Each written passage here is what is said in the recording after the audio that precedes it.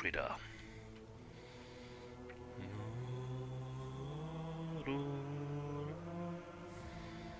Yeesh. I had a stream yesterday, but it was a very long day for me. And I was way too tired to start trying to set a stream up.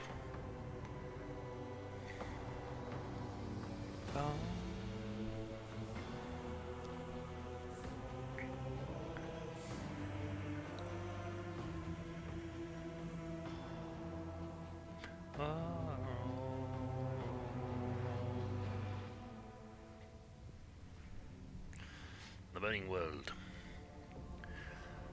That's right, we came here for a companion quest. And we have to go to one of my planets. It's quiet. It's quiet, so I need to go to 2 places. Okay. I have a buzzing engagement.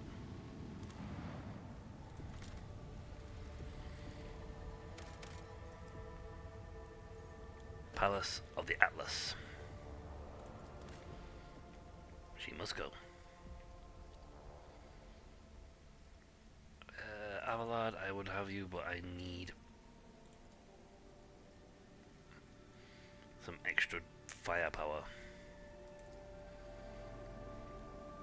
Okay. This is a Chrome world. Oh, this is a Chrome world.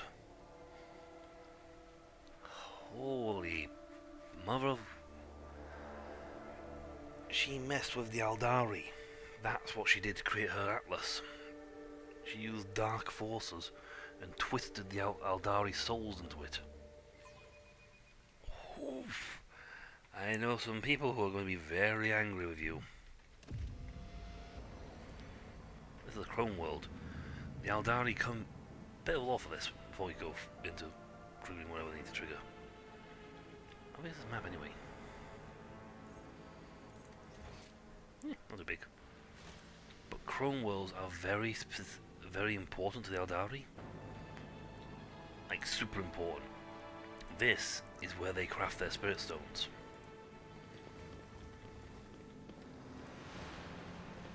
Not this specific planet. Forge ahead, never linger.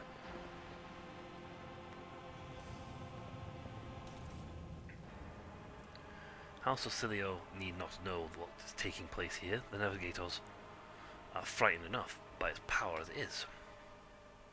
The last experiment left free of the Cephala clan without a shred of reason. Empty shells will bring no glory to House of Cilio, or its lesser branch. We should carry on. At last we managed to implant the artifact into subjects who can wield its power. Perhaps all the Navigators who perished in the agonizing torrent of the energy were merely a symptom of our decline. I am tired of counting the dead. The weak have no place among those who have harnessed the Atlas. Their abilities have grown manifold and become significantly easier to control and more effective at resisting the ruinous influence of the warp. It is all or nothing. Today is the day when my work is complete, and the Starway Atlas takes its final form. The Cephalas have already undergone the operation. All that's left is me. The Atlas that controls them all. Today I become the greatest Novator in the history of House of Cilio, or I turn to nothing.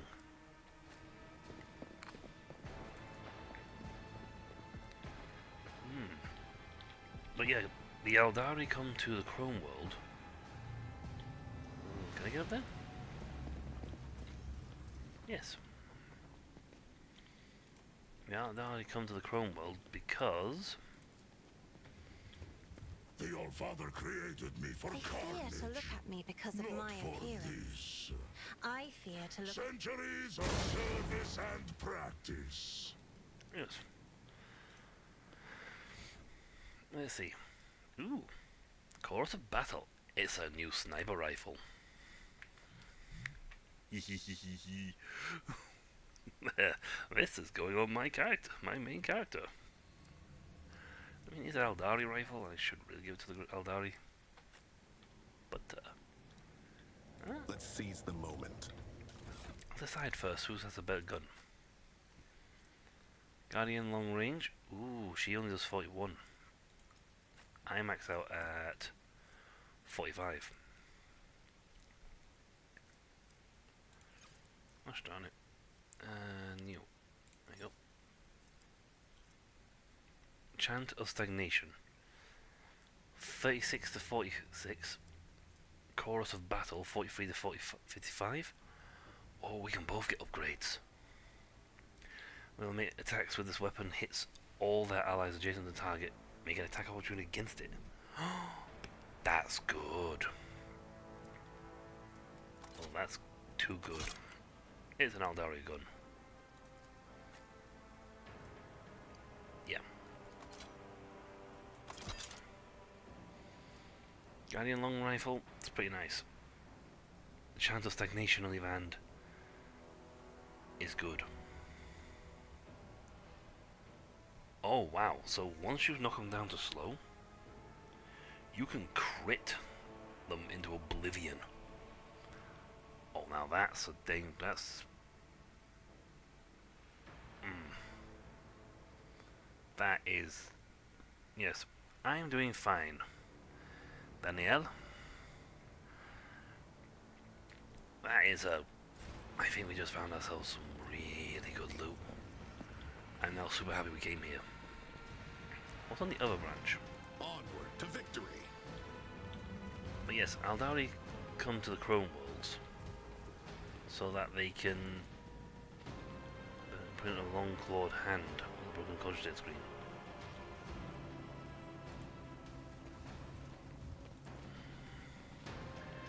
Now their sanctum is blemished by human presence. They pursue its ancient secrets. The navigators had no qualms about filling the ruins with machinery and supplies.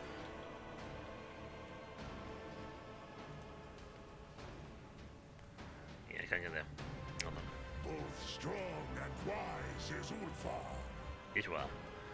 Left no stone unturned in the Saldari temple, as if they were looking for something they could not find. Yeah. The machine gun grants me insight. Let's see, you're gonna give me a Elite Marksman gloves. Drukhari equipment. Ooh. Now, here's the thing. I do believe that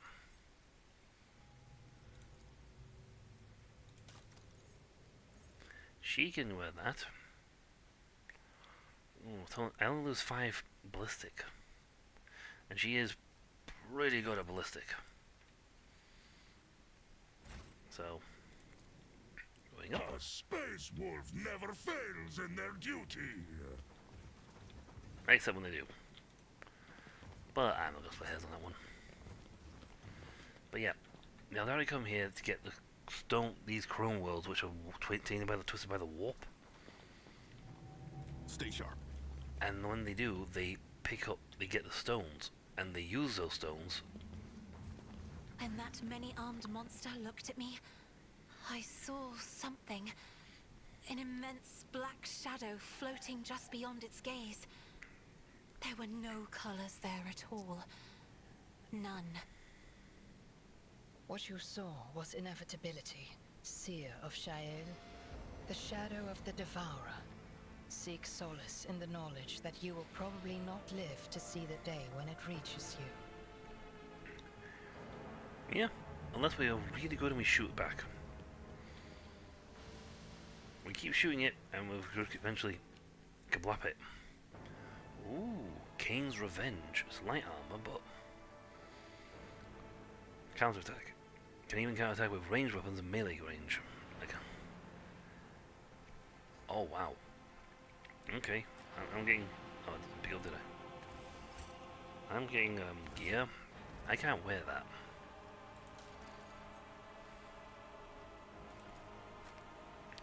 Now he wears Tempest Incubus armor 55, which is nice. I'd love to give him these, but they're light, so he wouldn't actually get no dodge penalty. Well, property plus 2 MP. He gets armor against range attacks, but that would allow him to hit people in melee. She has... Ooh, the medium armor's higher armor, but I like Kane's Revenge. I mean, I'm only losing 10% dodge here. He loses 15 armor against range attacks. But he has a massive dodge skill now.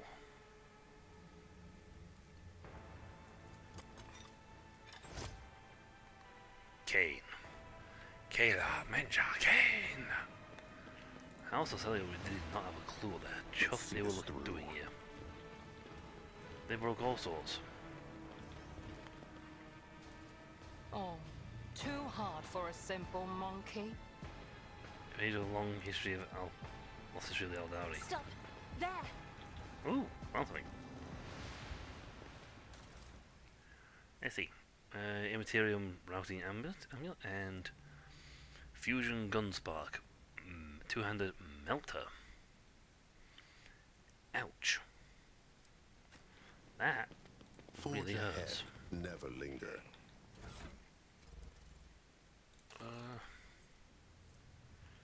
Whilst the bang is not a weapon you can use. Yeah. Yeah, also all these bits of gear are all Aldari designed.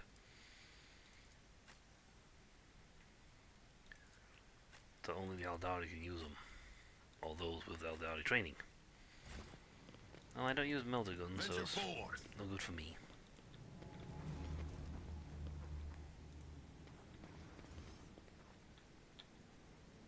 This place is not good. What is that? Could it be the Atlas? It can't be. Why here? In the middle of the Xenos ruins. Examine the artifact at once. Nope. Bad idea, guys. Really bad idea.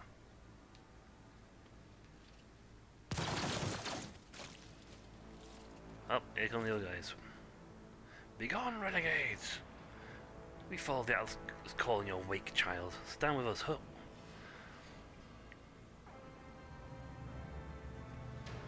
What trade?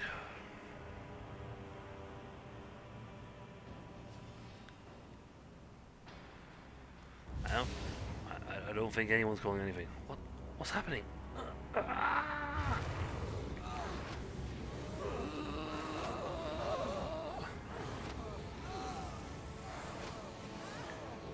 Oh wow, all the non-Psycho Boys exploded.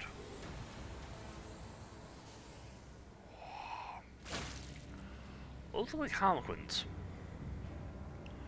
I was like, stop, Xenos, didn't you promise you would kill the girl along with her protectors and spare the rest?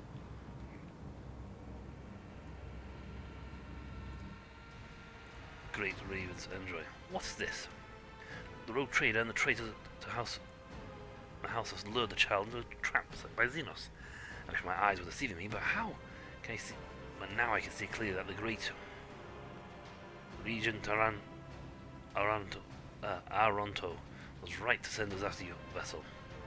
The sturdily built woman is armed with a pistol, and yet there are signs of exhaustion in her posture. Face is hidden behind a gem-encrusted, free-eyed mask, and an elaborate Navis nobilite vestments are stained with dried blood and other evidence of recent combat.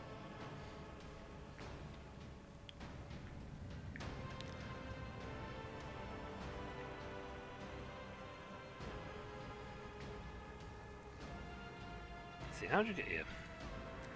It was not easy to follow you through the raging storm. However, the connection to the child's Atlas works both ways.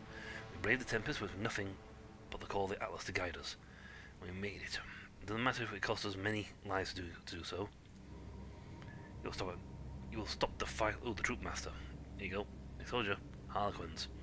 You will stop defiling the remains of the hallowed ground of our ancestors with your semblance of speech, monkey. The Harlequin's bright clothes glimmer faintly in the dim light of the system's star. A sinister grin on his mask only adds to his menacing and aloof presence. These guys would tear us apart. The final act will soon unfold, where you will pay for the deeds of your ancestors. Stay put and wait for the puppeteer to pull at your strings. Why are there Xenos ruins here? Ruins where the Palace of the Atlas should be. Why is this place so coated with an impenetrable black mist? I'm suffocating. Cassia clutches her breastplate near where her atlas is. Her voice is feeble and trembling. The free-eyed monkey who sees into the shale. The taint of your ancestors has begun to consume your body and soul. Pathetic fools with an insatiable lust for power that is not yours. Ending your misery will be merciful. Taint? You mean the Atlas? Xenos traitor! Silence, traitor! The Atlas is a sacred relic of House Ocilio. It is what elevates us above the rest. How dare you? The Regent's envoy abruptly loses her breath for a groan and she clutches her chest, where her Atlas is implanted. I refuse to accept. This is impossible. What is this place? We call planets such as this one Chrome Worlds. They came to be long before my time, back when all the Aldari were united, and they made people whose empire stretched from one edge of the galaxy to the other. It is a world beneath the first stars, an unblighted world. I never thought that I would come to find one. Ah, this is a Chrome World. I thought it was supposed to be chaos. I have nothing to add to the outcast's words, other than my eternal astonishment at your curious troop, monkey. Like, yeah, very curious, because I've got a Drukhari one side and Aldari the other, and I've got a right selection. I've got guys who should really not like each other. What is this taint you speak of, Xenos? Do you not see it? Harkon's voice booms throughout the ruined temple. When you monkey discovered this Chrome World, you tainted it with your crude technology, despoiled its of its relics, ruined all that there was to the last stone. But worst of all, you sullied the souls of our ancestors reposed in their sacred vessel, the spirit monolith. Oh, dear God, we are in trouble. The Aldari learn about this, they will rampage into us to get to payback. I mean, they broke it. And I think they broke it to literally give the fragments as part of the Atlas.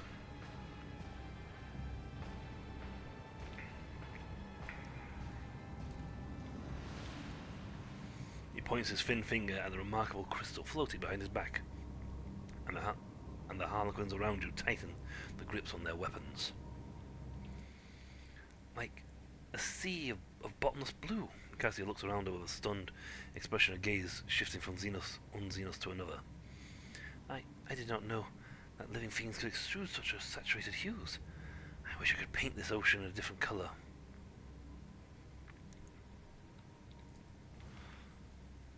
This enormous translucent stone shares a strange resonance with this place. You can sense the energy emanating from it. Mysterious, restless, coagulated. It resembles a giant heart that has been plucked out of its owner's chest. Its crystal clarity is pierced by hundreds of dark veins that have taken root within it like terrible illness. How did they taint this monolith? The experiments. Cassia covers her mouth in horror.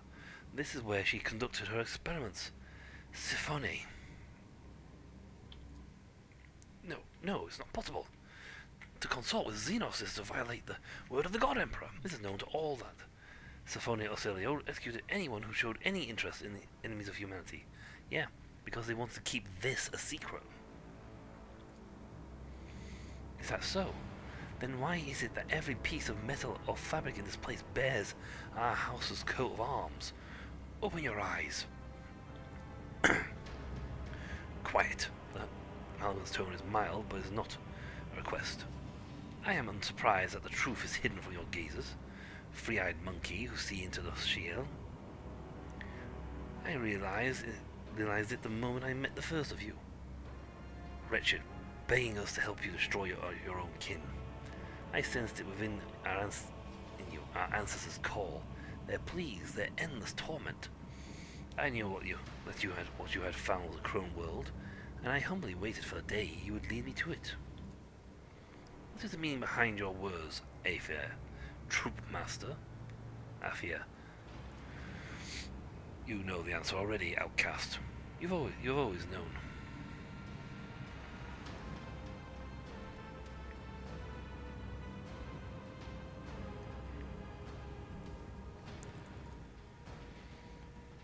glows at Cassia. So that is why. That is why your presence makes my soul shrink to the size of a river's pearl, and my throat choke in a collar of thorns. That is why your words keep seep into my soul like poison, leaving wounds that will not heal. There is a shard of the monolith, a spirit monolith inside you, monkey. Twisted, perverted, invigorating you by making my ancestors suffer. Alas, you are right, outcast. The ancestors of these free-eyed monkey sought to command the power of the spirit monolith, and yet they suffered failure time and again. Eventually they discovered a way to harness this power. A terrible way, torturous and unforgivable. They shattered the monolith into many shards and weakened the souls within it. And then they placed the shards of the spirit monolith inside their bodies to empower their abilities. It doesn't look so shattered. I never wish to learn such a harsh truth about my own house. Cassia buries her hands in her face in her hands, and you feel waves of despair spreading from her lithe frame, which suddenly appears as fragile as glass.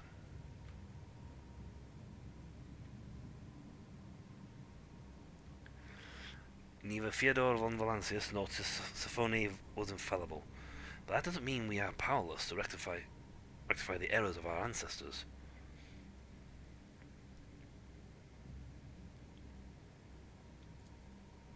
You say that only because you wish to soothe me, she smiles faintly.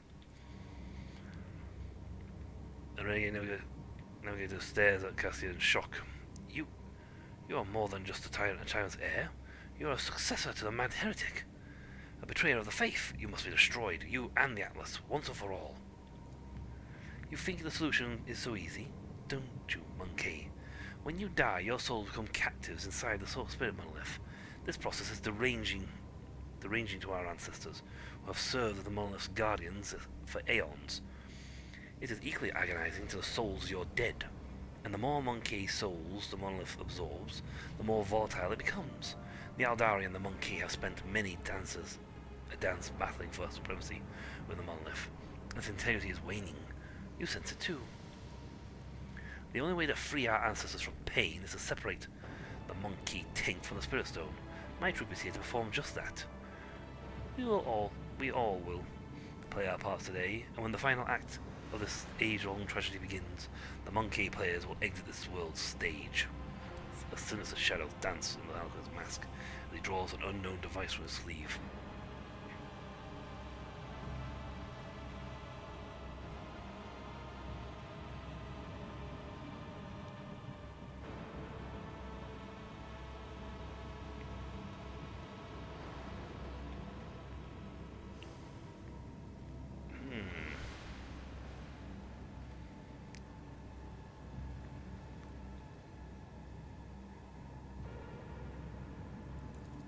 Asks Cassia.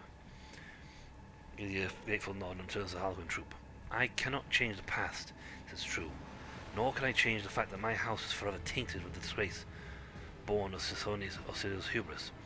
Yet all of us are here today have the power to change the future and halt the unending suffering that is drowning both your kin and mine. You suggest that the monkey and the Aldari change the future together? Leans forward curiously. I must admit, my leading lady, I am confounded by your audacity. Go on.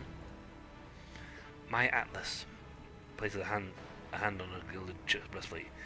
If you can free the phantoms of my house from the spirit monolith, guide them to enter my Atlas. Their experience and wisdom will help steer House of Celio onto the path of the true and allow future generations to avoid the calamitous pitfalls of their forebearers. Essentially, take their souls out and put them all in hers, which would be 1 megaton on her part. I mean, that is some severe spiritual stressage.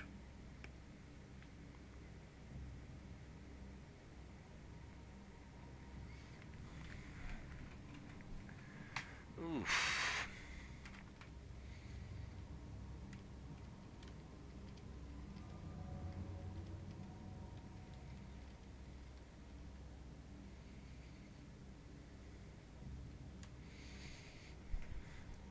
That is, wow. She's going all out on this one. Kay Morag, my leading lady, The shards of the monolith are lodged inside the chest of every monkey bound to you by ties of blood. How exactly do you intend to return them?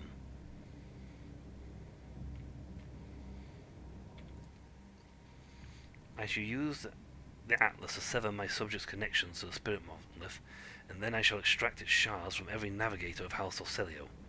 This artifact is implanted at birth. Sorry, scratch my ear.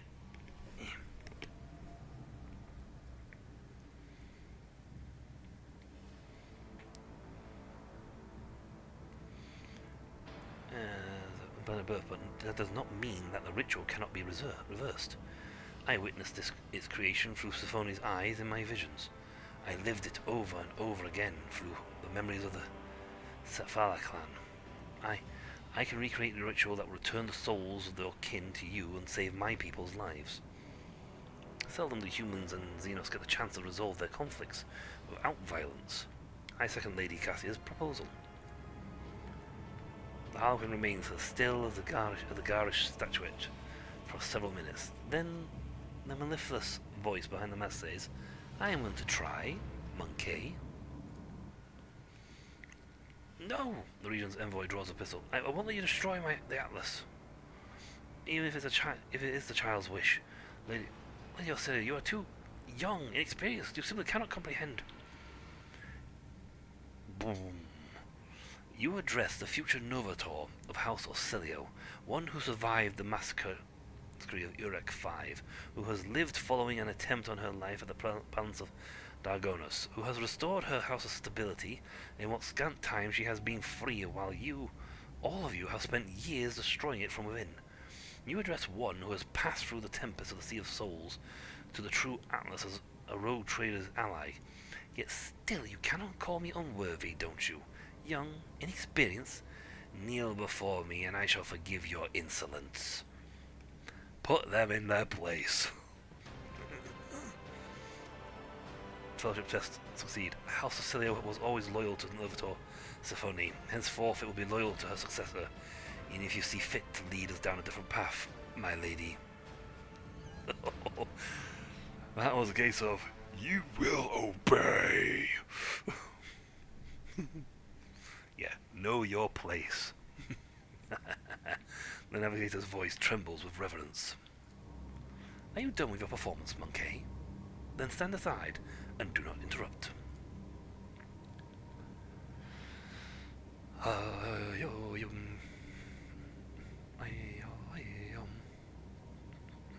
They have Harlequin Chris. That would be devastatingly nasty to us. I don't think that's what they're using, but man, it would be bad. So we're going to separate. You separate their souls into me.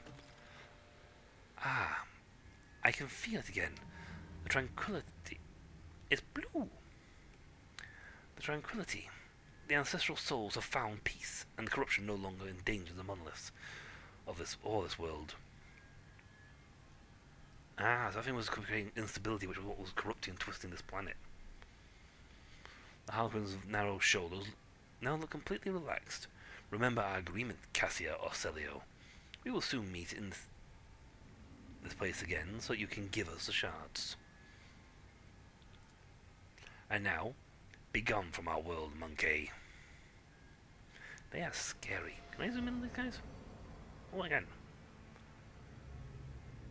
Scary, scary fellas.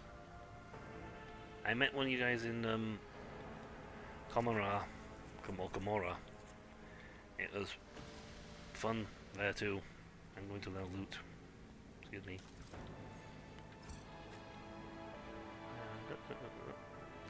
Can I talk to you? Hi.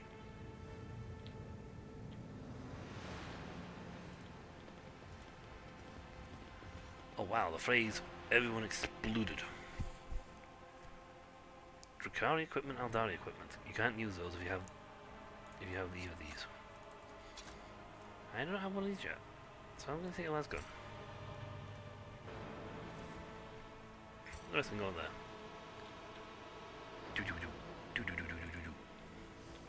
We are now free to loot this place.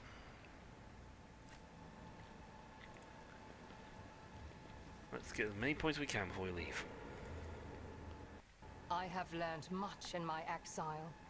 Aldari Hero created hundreds of worlds and twice as many stars. Yeah, that's the thing. See, that's something we haven't learned to do. We haven't learned to make planets. Task. Let's seize the moment. Flickering Dancer Storm Player. Too hard for a simple monkey. Once walked among them, teaching, guiding, protecting from harm. There's no boundary between the mortal and the... Yeah, these guys are like mega. I mean, we will... I sense something nearby. Goodies. Fine, I'll go and get it. Though I'd rather be shooting at Xenos. Stay sharp. No song today for us. So we completed that without conflict. Sweet. Now we get off the planet with a change of mind.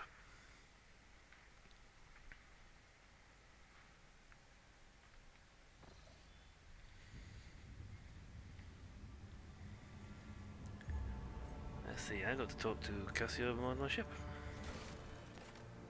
On the ship. Yep. That is important, so let's... inside. Then we gotta go back to Dargonus. We got to have a place to go.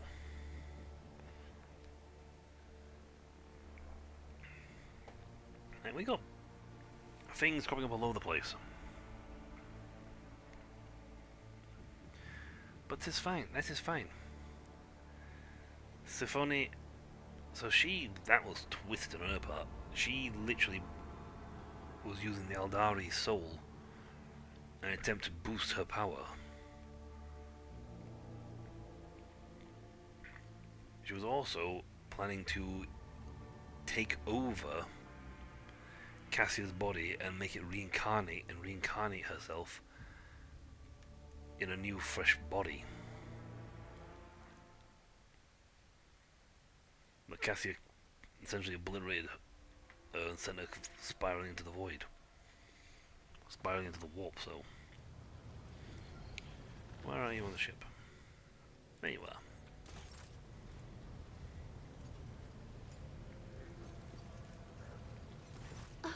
How nice of you to grace me with your presence.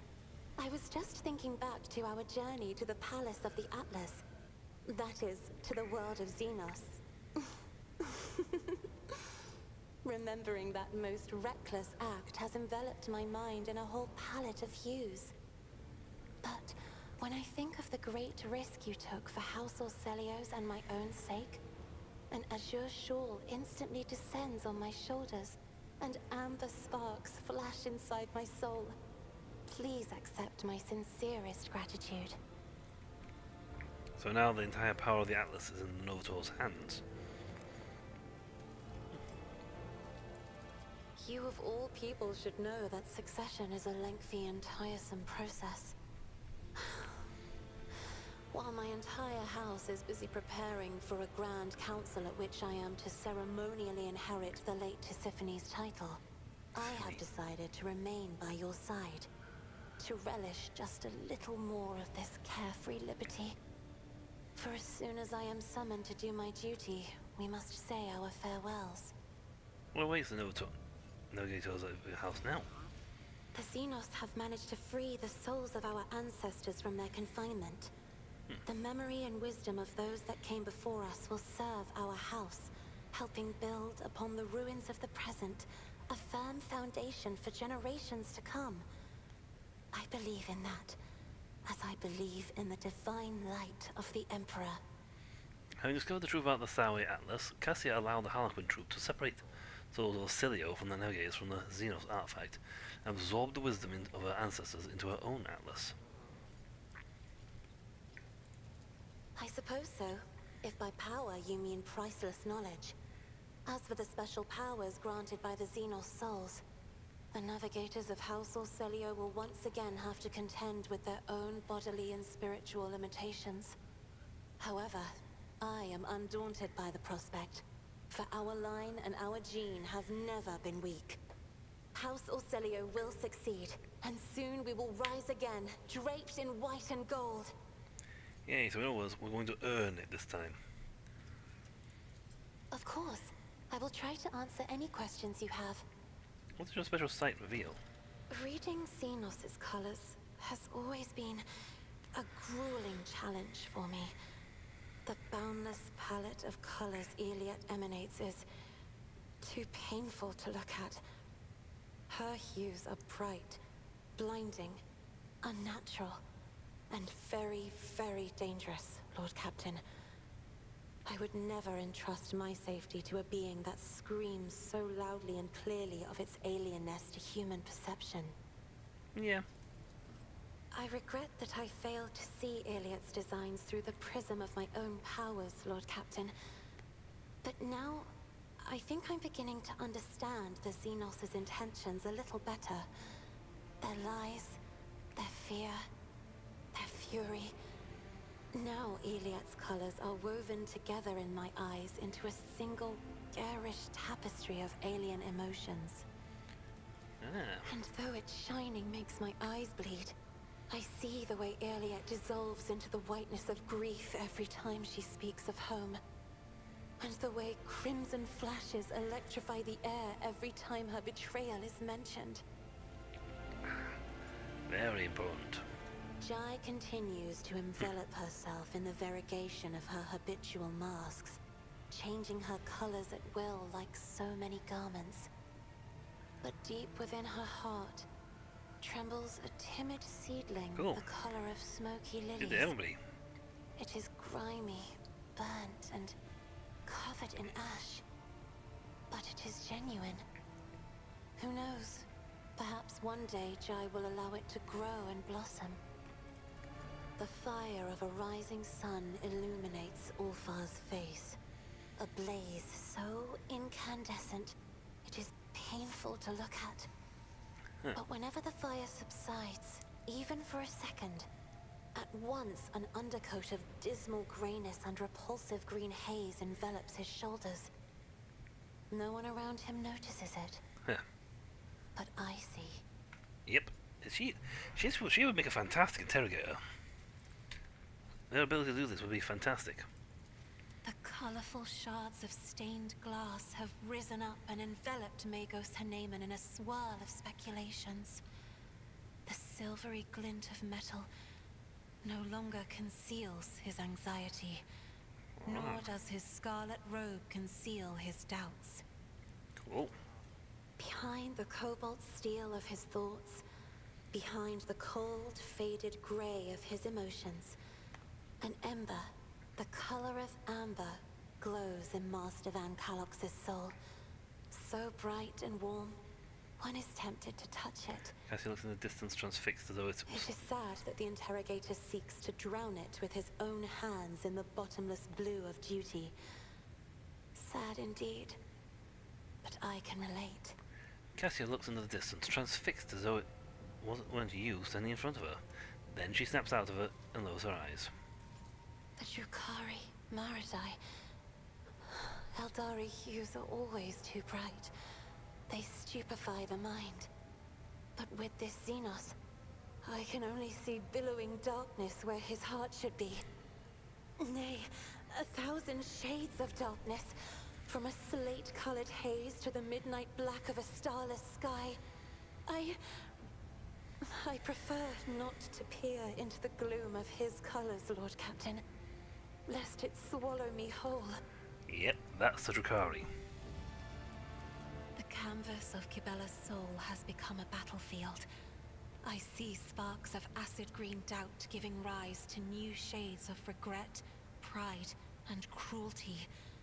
They are ruining her former palette of anthracite and scarlet, mixing into ever more murky and frightening colors. Ah. I have enjoyed your company. So, that's that quest line done. I like the fact you gave me a full page. You can talk about Albalad though. I must have asked her about people earlier. But that's a nice touch. Right. My colonies want me to go back and say hi.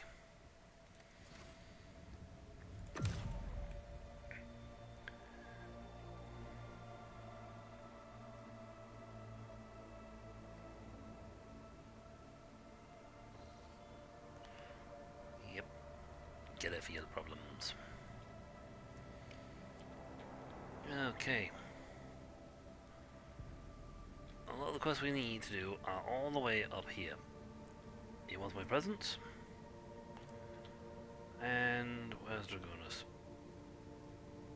And Dragonus wants my presents. An Echo Rykard.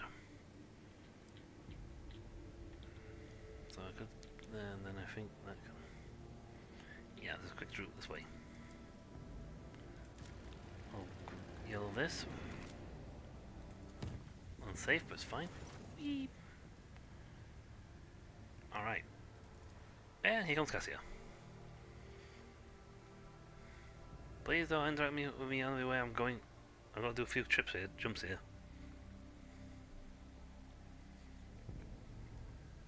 Thankfully, the story will not continue until... The main plot will not continue until we actually complete the job. Are you still toiling? They sounded the signal hours ago. You might overstrain yourself at this rate.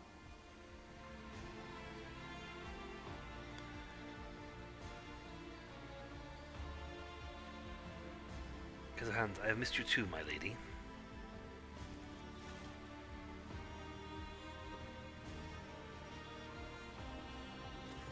Wait.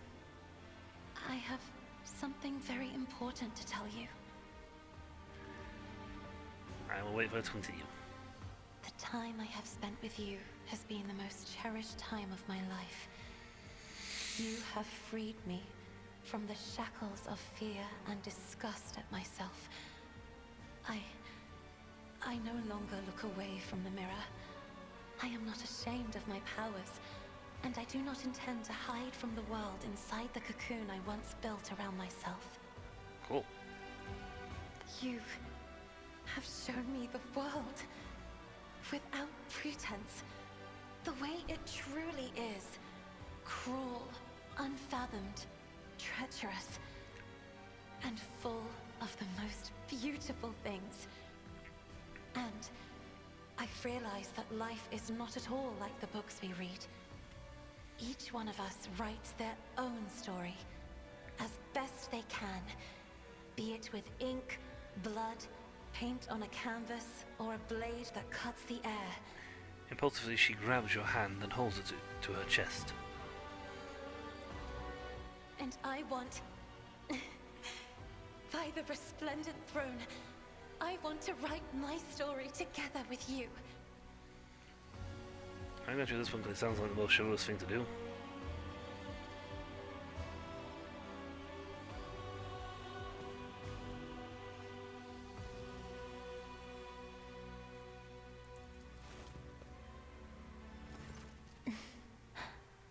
Do you promise to love me till the end of our days?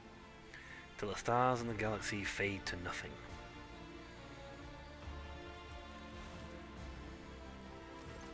Tonight is a special night. Let's make sure we never forget it. She's my special flame, so yay.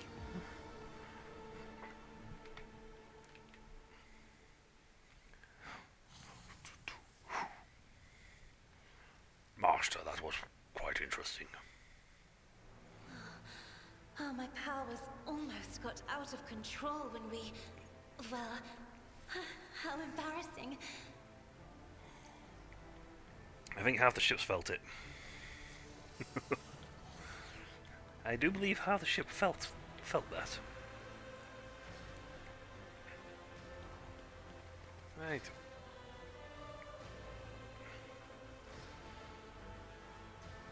Doing the bath time thing. I have got one more character to do this with us.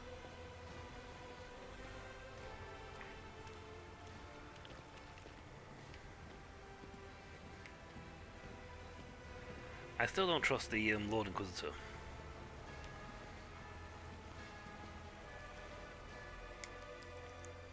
I don't know if I should have left her to, like, last on the list.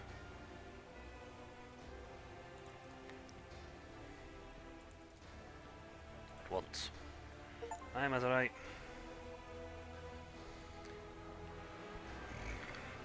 Mazurai does not look pleased by your summons. He smiles ominously. I have been told that you seek entertainment, Yubel. Well, since you demanded my time, I have a few ideas for you. How does bloodletting sound? I will not dream completely, I promise. Oh yes, this will be very entertaining indeed. Nope.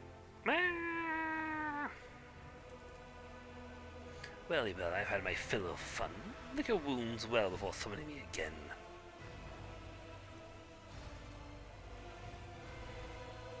Ow!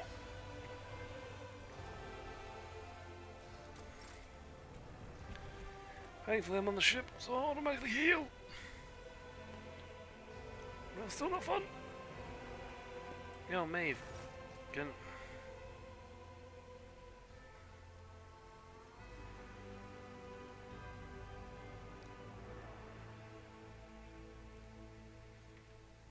Now I can find out what else might be useful for the crew.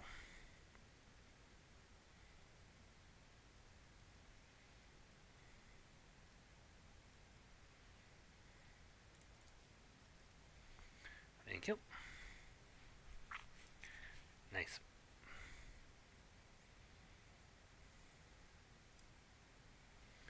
Thank you very much. Nah, give me an extra sweet one too.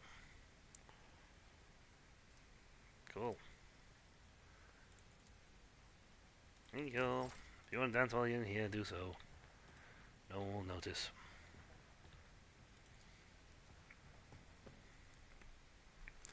So, that's Lady Cassia's companion questline finished. I wonder if there's any new dialogue below as well to her.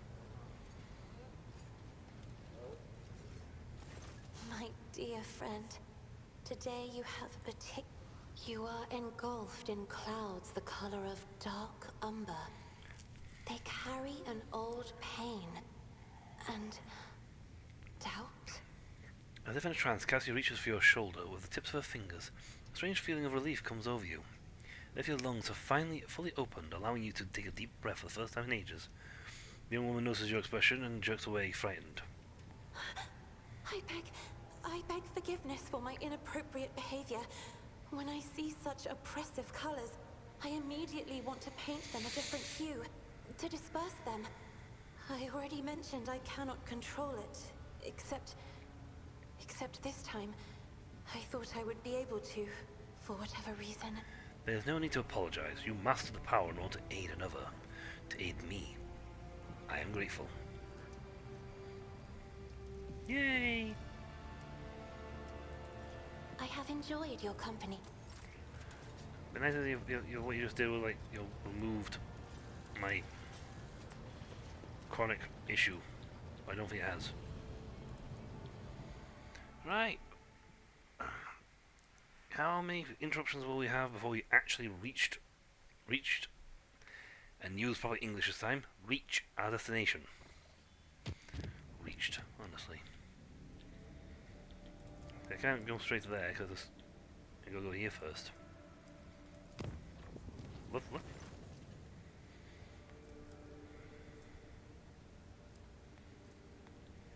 Ooh. The clan servicing the cooling system have reported an incident of sorcery.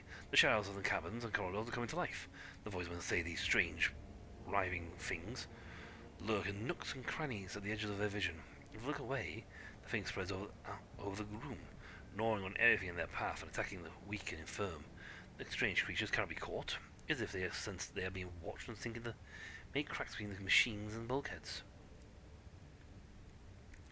We'll succeed in both of them, so...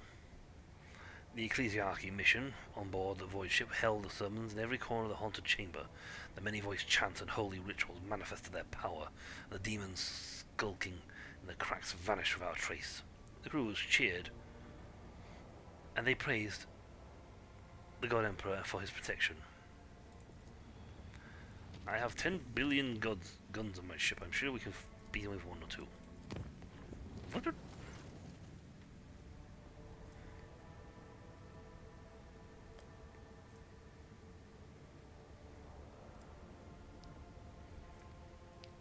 Let's go.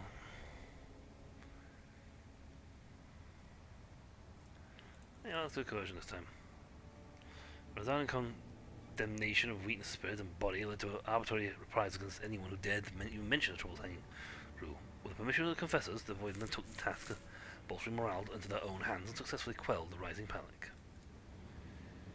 Right, I'm here. What's going on? Cemetery of the Faithful, thank you very much. I got no more projects.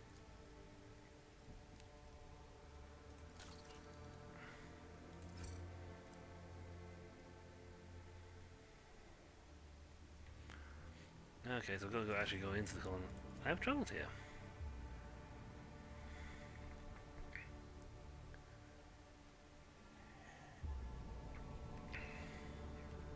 Do I have to go all the way to Dragonas?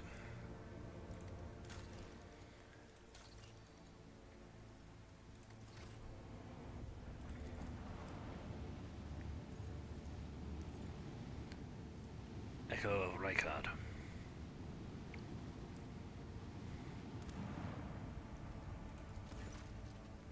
A void ship twisted by an arch enemy's dark power, formerly part of the Rykard Minora's fleet, has burst into the system.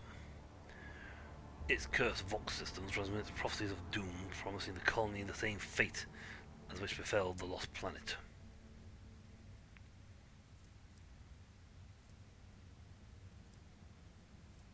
People.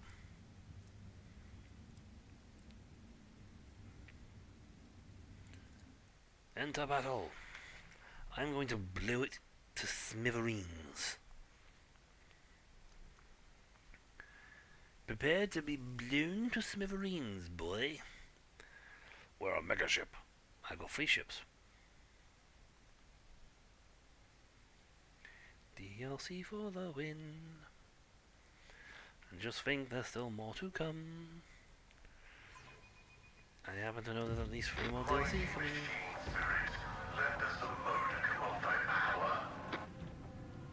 Whoa! Big! Okay, little guys. Little guy, big guy. Really big guy.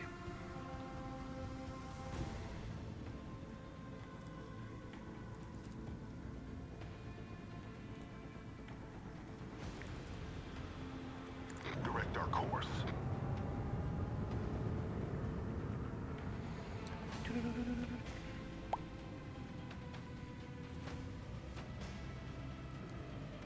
It's a range. That's not ready to trigger, so time for launch cannon. Engage the last batteries. Did I hit you, or do I just like damage shields? Yep, it's in the top of this one. Launch torps.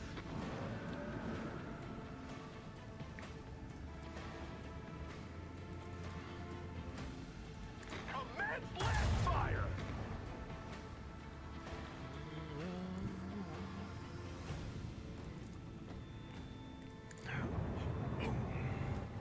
Glorium Double Heartarium.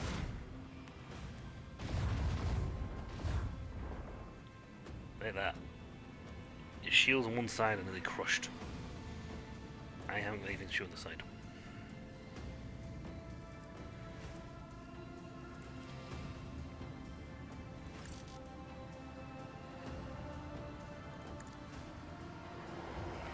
Turn you to face the other way.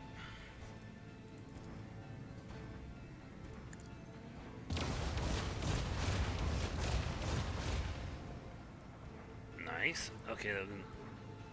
Unfortunately, I think it's mostly shields to that one. But this one got pummeled, so that's fine. Oh, not quite in the shield pulse range. Hold on. Shield pulse. Facing the flagship.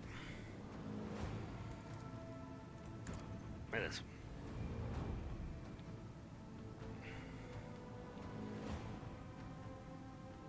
I don't know if I did anything or not, but I did it. I can't shoot this one, unfortunately, on the wrong side. I have to be here to fire both of them.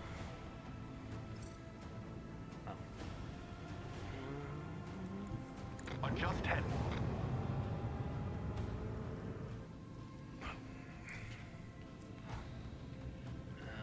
pretty good for shields right now, so we're fine. Hellbrand class light cruiser. That's not too much of a problem. He's got my other two cruisers will fire on them. Now, fire!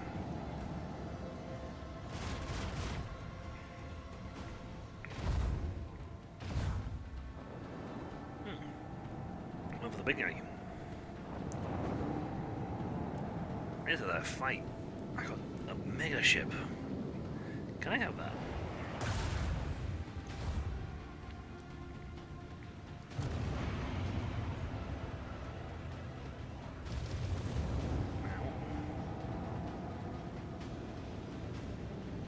What's with the little warp pockets?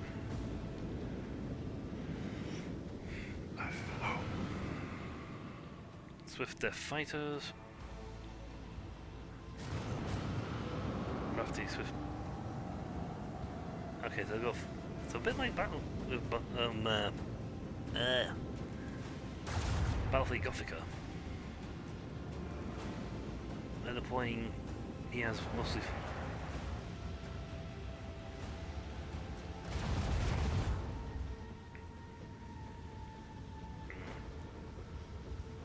Heartless is the way forward.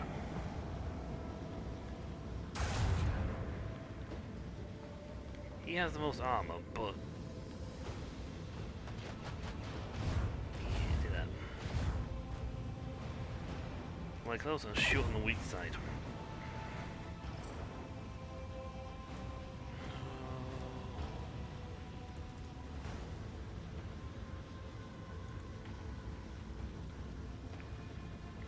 Okay.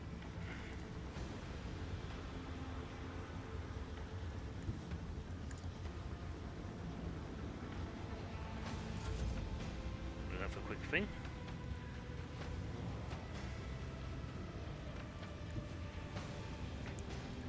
Switch that to flak mode.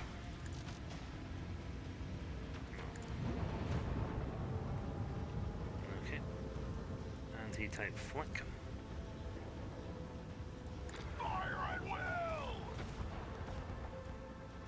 I think technically can reload because we can fire auto microcannons out during the fire during the acceleration phase.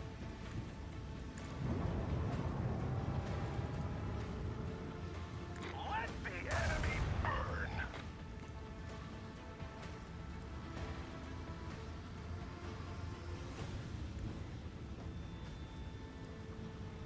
Normally we can't quite catch his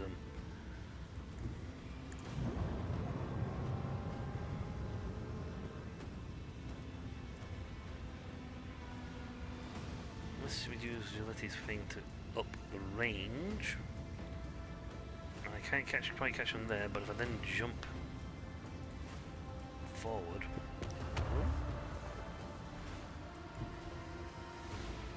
That puts me in that thing's range.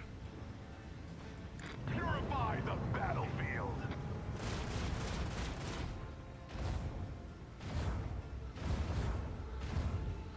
Nicely done. He's doing well. Take all these. He's the main threat. Kill him and we get the... Yeah. In your backside. Nope. The apostrophe fire the lasers. Imagine why they come through the torpedoes.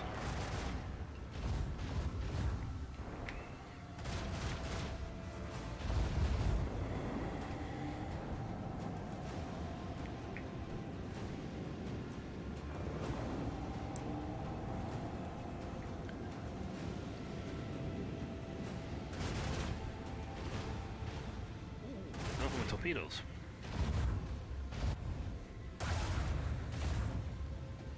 It's got to be the heaviest and hardest fight I've ever had, actually. Warp Rift. The murder class cruisers scrolling around coming after me.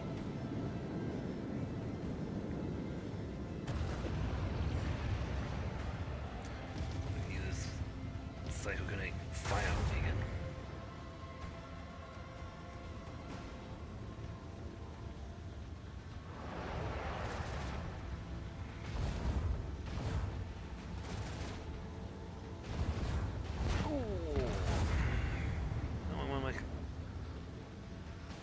ships. Going after my plasma torpedoes. Heartless is responding though with firepower of its own. Oh, I forgot to deploy more torpedoes.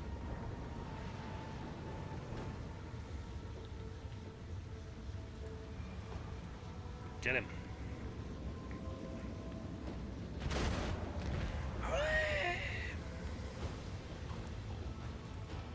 The dark gods abandoned us.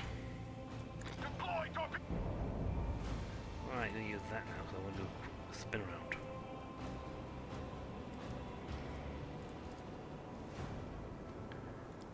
So I want to hit this shield. Direct our course.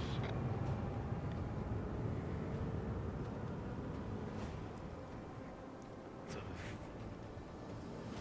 fire this here. We'll essentially try to cut through this armor here.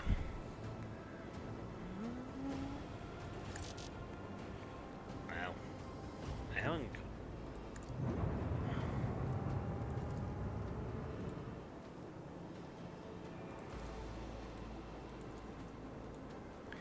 I don't want to use the flak shots. Flak type. Either Mecha can do more damage.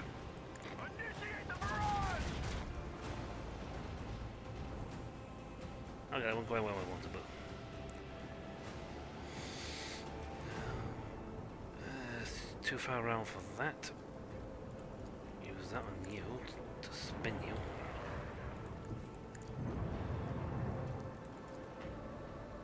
Now you point. Oh! Critical hit. Helmsman, follow my command. Okay, you can reinforce. Which tells me I'm in danger.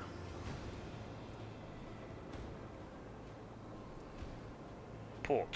Port is currently in danger.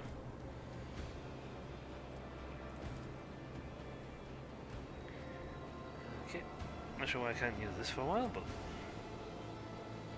heal.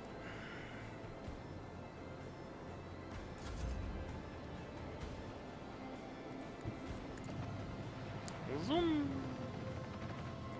Right, starfighters go. They still got their two little ships, but we've still got our two big ships.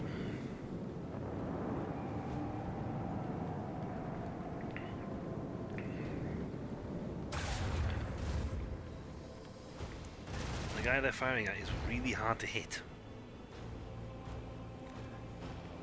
So if their fighters are firing on my little fighters, well, they should run out of fuel very shortly. See, the Heartless is only controlled while it's not, you know, in its cloaked form. Once it's cloaked again, it becomes very hard to hit.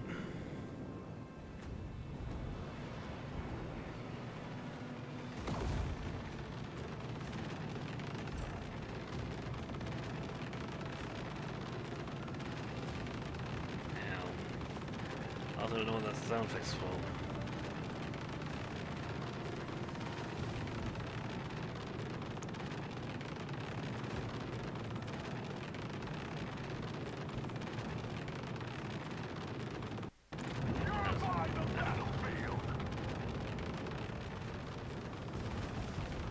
Oh, I didn't do any damage to them.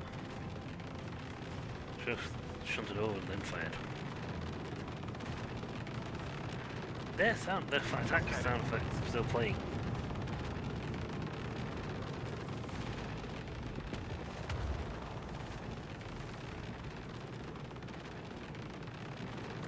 Fire!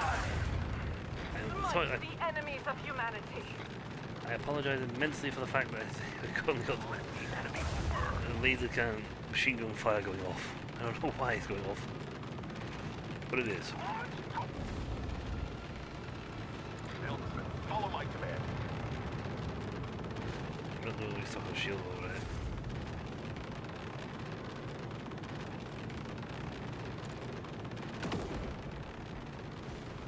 Oh, well better than that. Don't die. Wait. Kill their fighters off.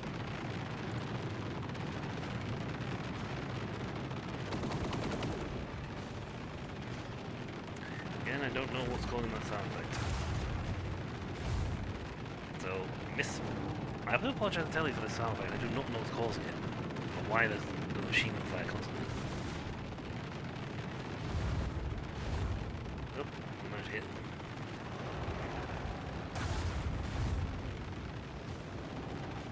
On both sides.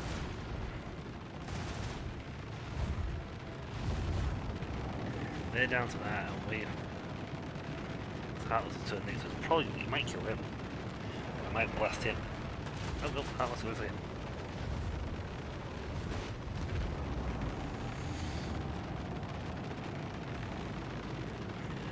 Right, the warp rifts. These warp rifts are annoying. Not as annoying as that sound effect though.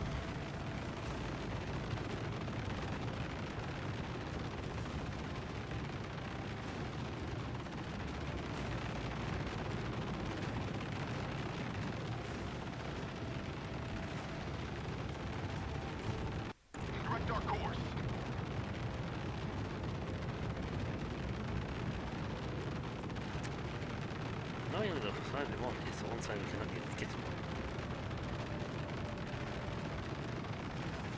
The weapons are currently shortened. I only have so many fighters out at a time.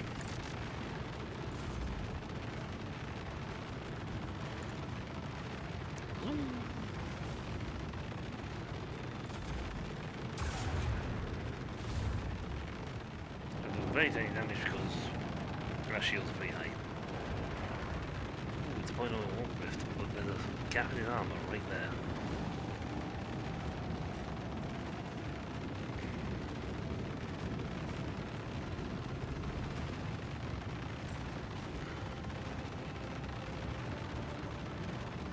Destination locked in. Yes. Do me a shallow jump.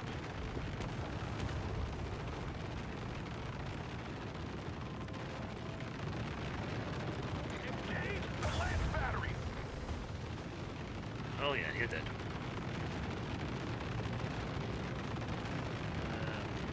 Africans can get you on the side, so it's fine.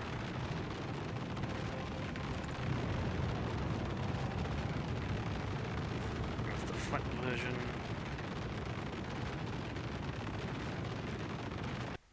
Fire! For the glory of mankind! Oh thank god the sound effect gone away. I don't know why I was stuck playing the sound effect.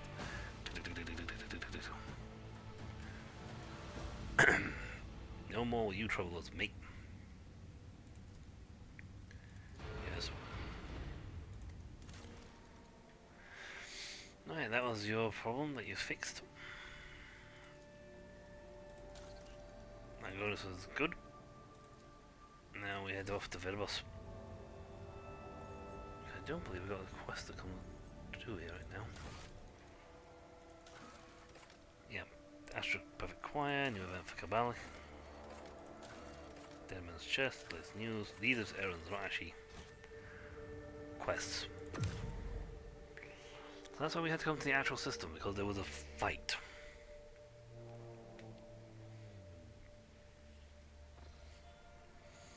I don't think we'll be sharing the same fate as my other planet. I dare say it will have destroyed you. Well, unidentified beacon.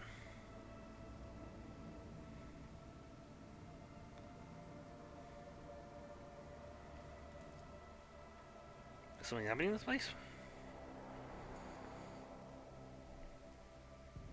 It's the thing with this game. You can go to so many places. Ooh.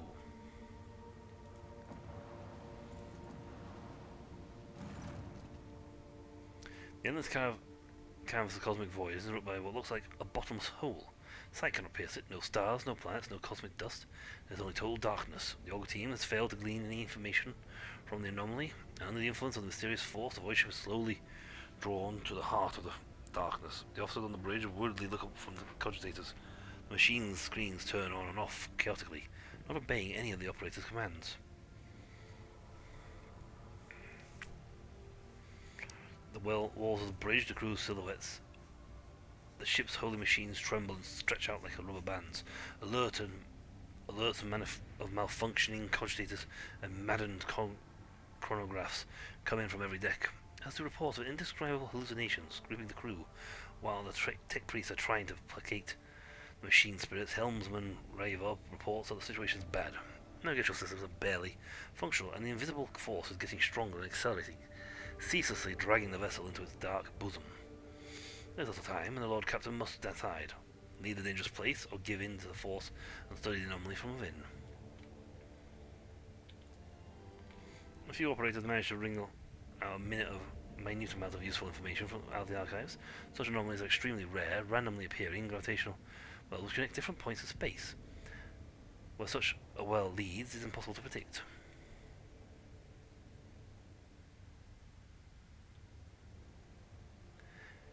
In for a penny, in for a pound. Where are we? Adamat 2. Adamat 2. Where's Adamat 2? Hello? Did we just discover a shortcut?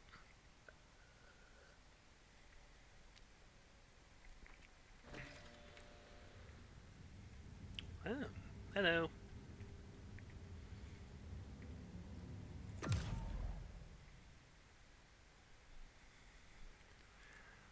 We've been here before.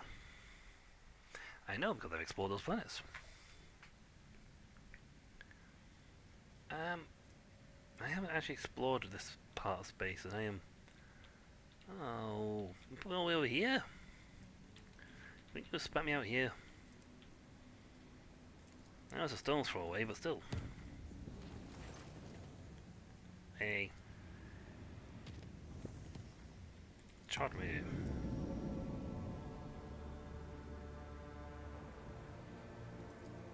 Chart me something useful.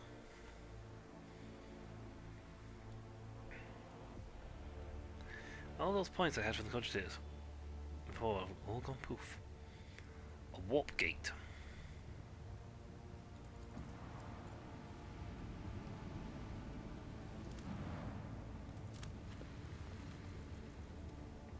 Should I be here?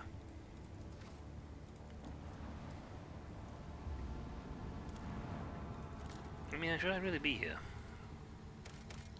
I have no extractums. I have a massive amount of resources, but I got that from my planets.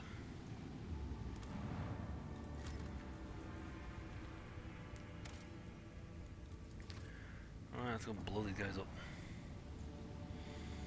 I just had a fight with a mega ship. I'm pretty sure I can take you guys. Unless you're a unless you got several mega ships, I can take you. Hold on, I'm gonna sort something out.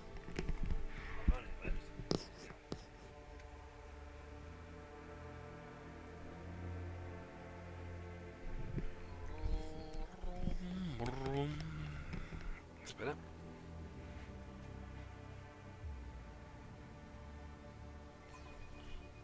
Time to die, scum of humanity. Crimson lights in the void. Yeah, new one. Right.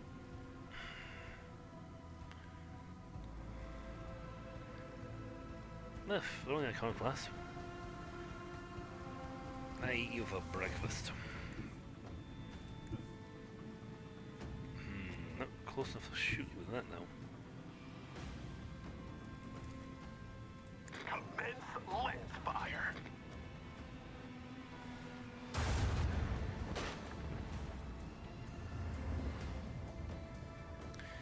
Well, there's one dead.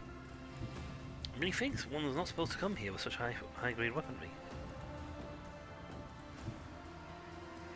No.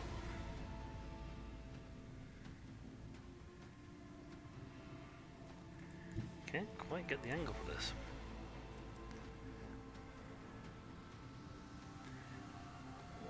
Yes, we can. Go there, then we use that to come here. Direct our course. And we'll shut ourselves into the line of fire for him. Engage the last batteries. He survived.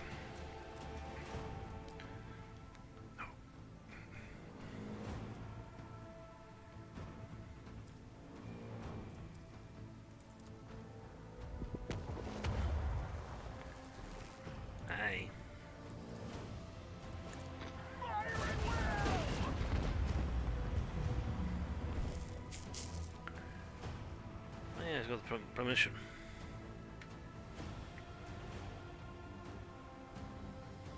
Yeah. I have very good evasion. Fortunately, I can't turn around.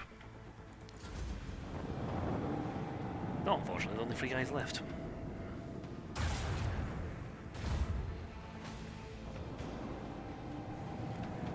There's a bigger one also, but it's not scary. Small amount of damage. Turn. Ah, Hellbringer. Again, not scary. Spooky. Hide in the mists.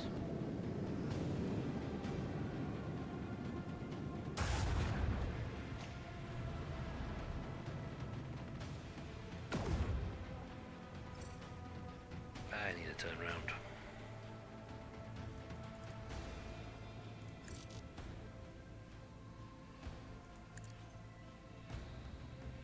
Swing run. Whee! Adjust heading.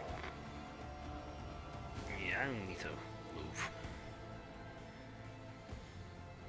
On the plus side, I think I have a few turns together. Calm down. As they failed miserably to hit those guys.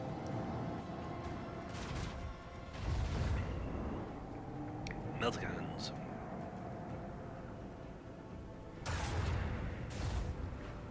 Yeah, I could deploy fighters, let them run ahead. But there's not much point, to be honest.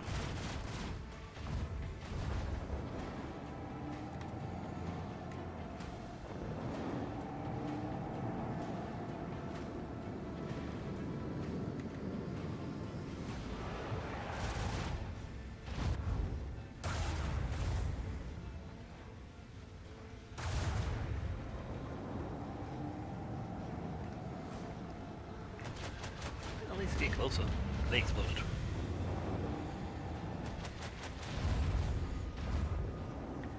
The Heartless and the Sword Metal Sword ship could probably handle us on their own. But I am the rogue trader, and by thunder I won't be denied my prize. Let the enemy burn! I believe it's let the galaxy burn. But you're close enough. Destination locked in. Right, now this will survive another turn for me to get there and start shooting them.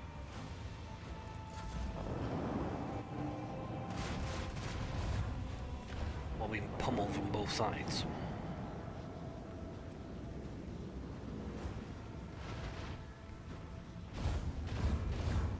Problem is they keep putting up their void shield between at the end of their turn, so they're not actually getting damaged. Their void shields helping to block most of the attacks.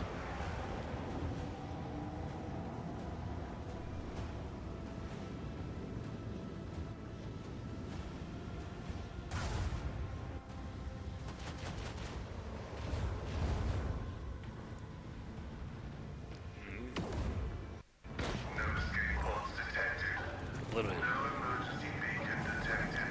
Yeah. No survivors detected. Hooray!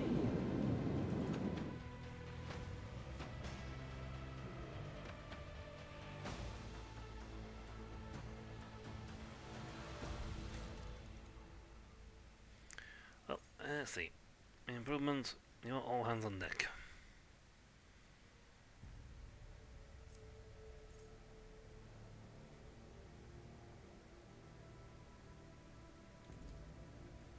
Sure. Maximum overdrive and Corpsicari chant.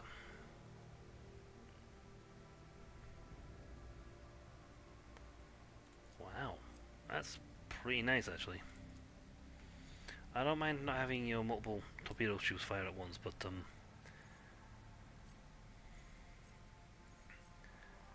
I'm running out. There's only like 6 points left, so we have some pretty good skills going on.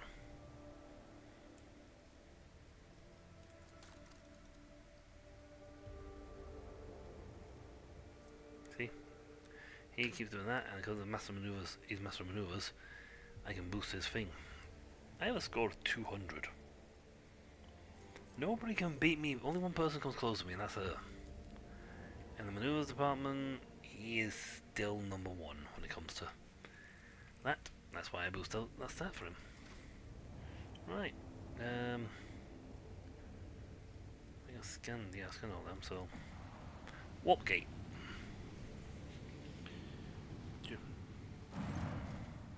Lord Captain, we're passing by a construct marked on the star charts a dimensional gate. Our augurs are not showing any sufficient energy readings. The device is dormant. Find the Emperor. I know this place. Kalxar summoned both our packs here to seal this portal to Terran war. Much blood did we spill that day. Alas, it was not the blood of Xenos or Wolfspawn, but that of the cog priests of Kalxar himself.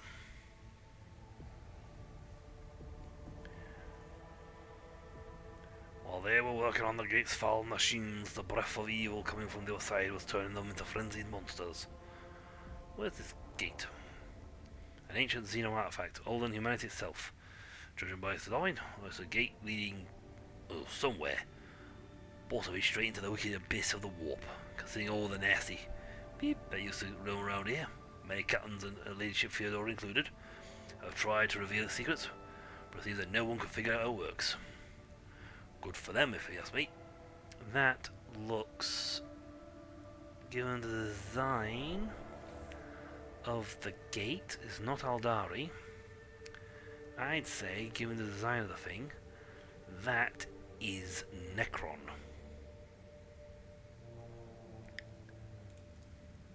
The leadership didn't exactly share her plans with us.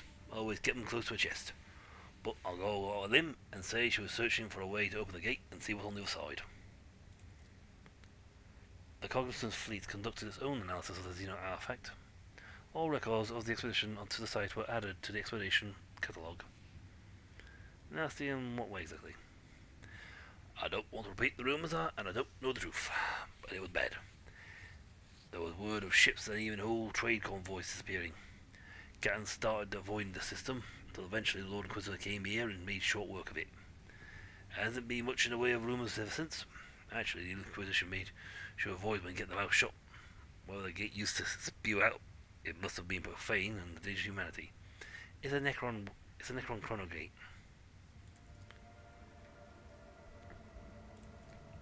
Okay, I would advise against approaching the gate. Our Inquisition has declared the entire area around it off limits and packed it with mines. Our augurs will be able to detect them.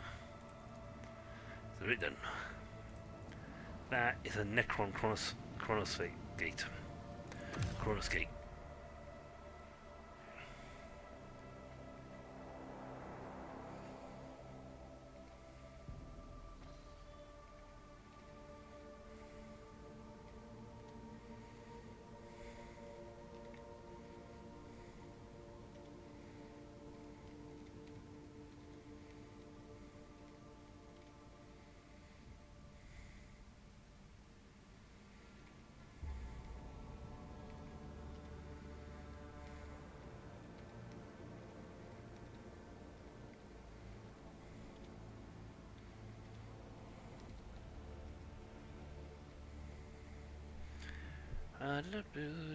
I could technically mark a free over here, but I go into my planetary thing. It should give me deadly. It says deadly because there will going to be a fight. Guaranteed to be a fight going across here.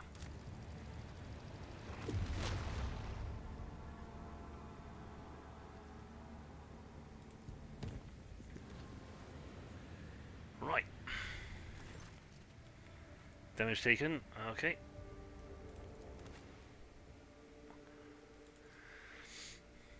Let's go. These fights are not exactly hard. They're supposed to be hard. Supposed to be nasty, but I have... Let's just say I have... My characters are a little on the OP side for most of these encounters, as I have done everything in my power to do every last side quest available. So it takes a bit of oomphish to get past me. Right.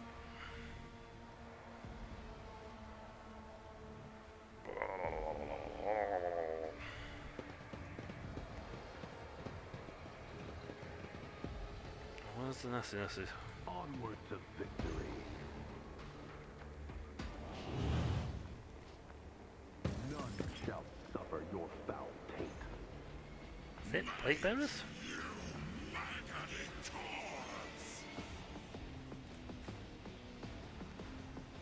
Okay, they're probably gonna do something like to raise the dead or something? I don't know.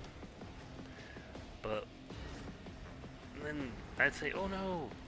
But I am a little on the powerhouse side. And I have some severely nasty people. Also, you Bell and Yuleti just picked up new guns.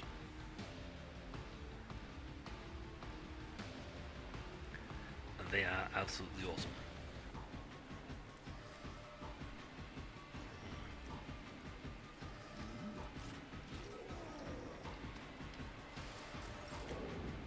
Pascal. Yes, Lord Captain. Beginning, beat the living tar out of procedure.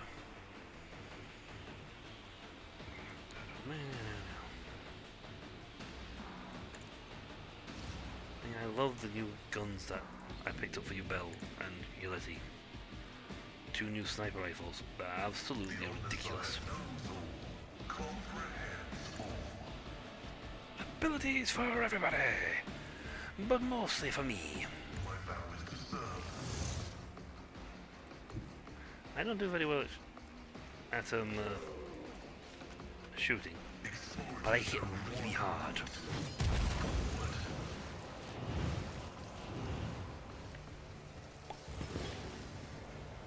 Hey, look! Look what I thought I was gonna do. They spawned more people for me to kill.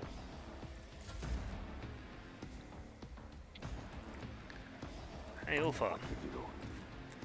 Have a free activation of your ability.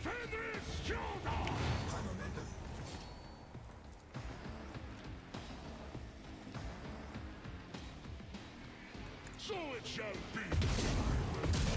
Wounds out of your bones. I don't think it's just so that you can fire the attack off. My turn.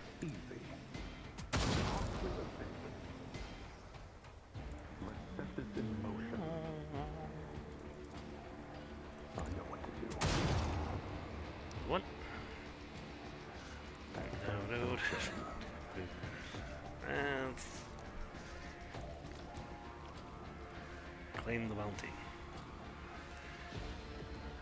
I know what to do. Only he's got the highest points. You know what? Let's put the ability free so we get some points on him. Let's do that. Claim the bounty and really hit him hard. I know what to do. Nice hit. I said, so done. That's it. So done. Easy. I'm not gonna use Wild Hunt on this one because I'd like to keep it for another person character. Pink.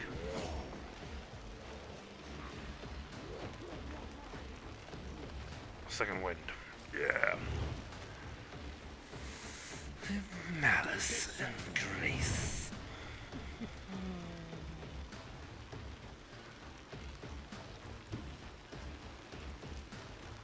I yearn for agony.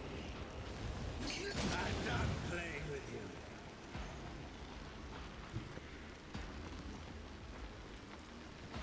Behold. Euphoria and anguish. I haven't used my main attack yet. Killing strike. Well, here comes the next match. Get your character in position. Well, we didn't expect you to kill him so fast, okay?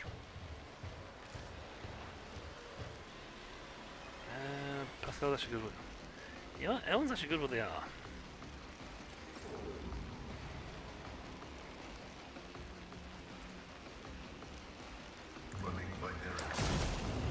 Go away. Go away. No. You cannot kill us. We have... Bonk. Ouch. Go away. Smack.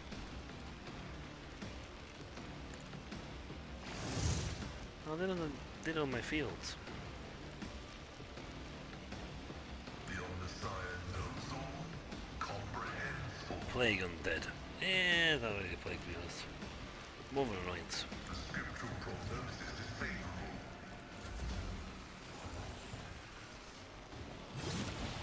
I mean, Ybel even has a melee weapon for that very reason. So does Unity. They both have melee weapons.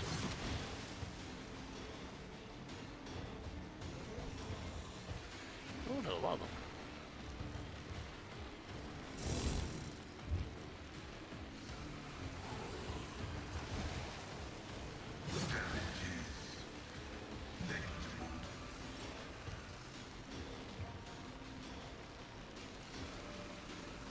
This tedium is beneath me.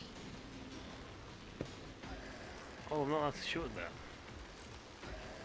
I think I didn't waste my my attack on that one, isn't it? I understand your Go away. Oh, will the screech pierce your ears?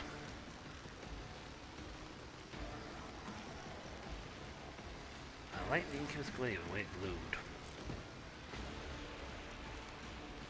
If it serves your cause. Annoyingly, now I have to use the word attack. I need more abilities that launch attacks from Wither. I am not your Xenos Wait. pet monkey. She needs more attacks.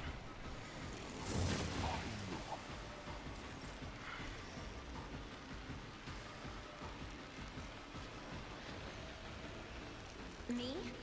If you insist, Lord, face the Navigator's might. Tear grips at your heart.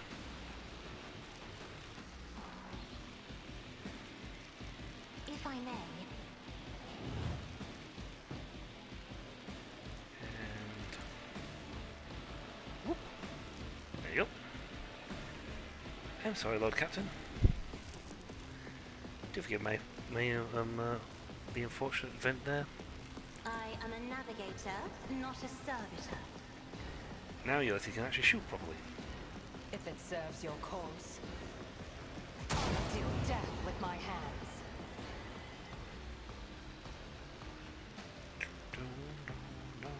I will not. I am not your... Another soul slips beyond the veil. It's like I can hit this batch for a little guy. But I can't go anywhere else in sight. They're not exactly scary. It would be a waste to use this batch on him. If I must. This tedium is beneath me. Yay. I will take those points.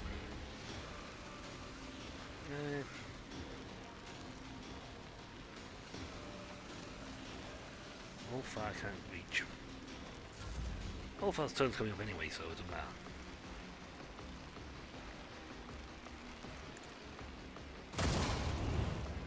I have a really stupid... It actually ended the fight and then started the fight anew.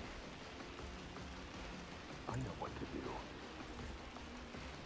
By claw and thigh, the foe will be torn asunder. Oh wow, we missed.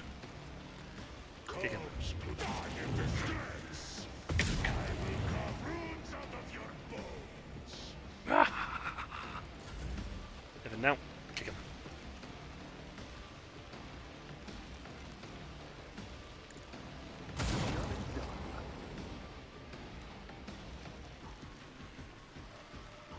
They won't expect this. Look at that. And then immediately cancel out the effect. Then immediately take what? Take aim at last. 2.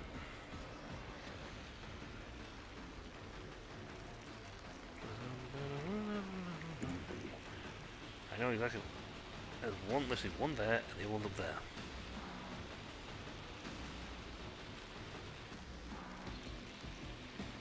I don't think I can hit him from where I am. But the Dance Maccabi here can definitely get him.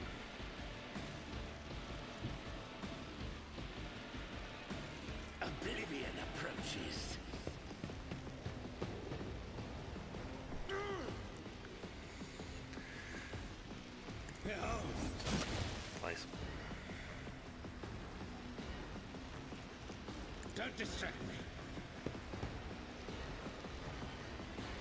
I can dance macabre multiple times. With grace and malice.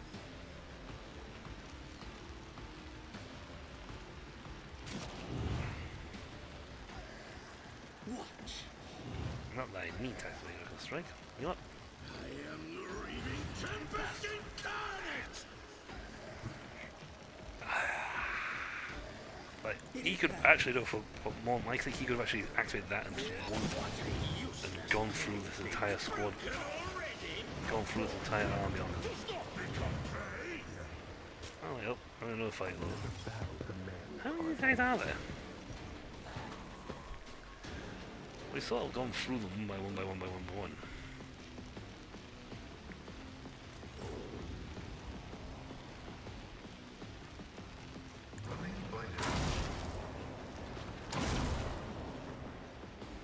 So it's just around them.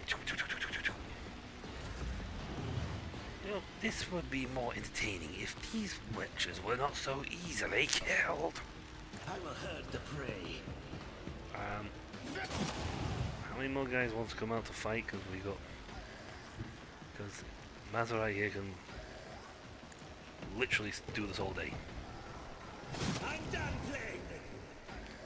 Any more? What was the last one? Ah, yeah. Oh, there you are, the top corner.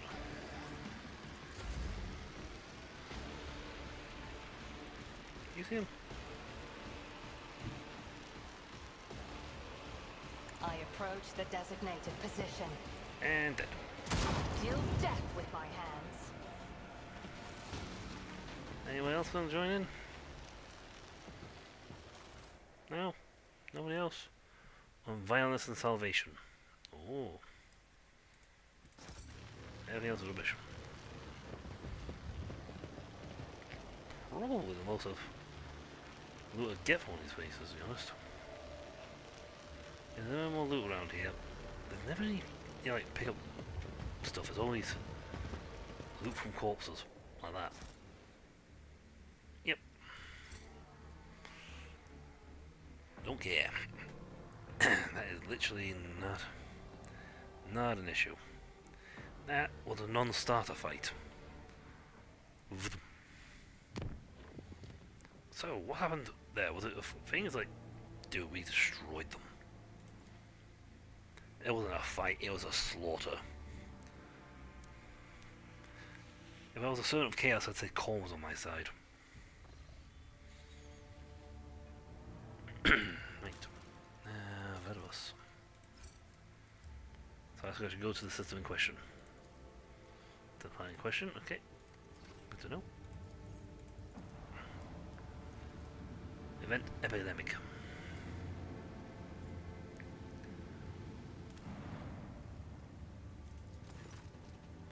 A deadly pathogen has paralyzed the colony. The rabble is terrified. The planetary authorities are flummoxed. Free.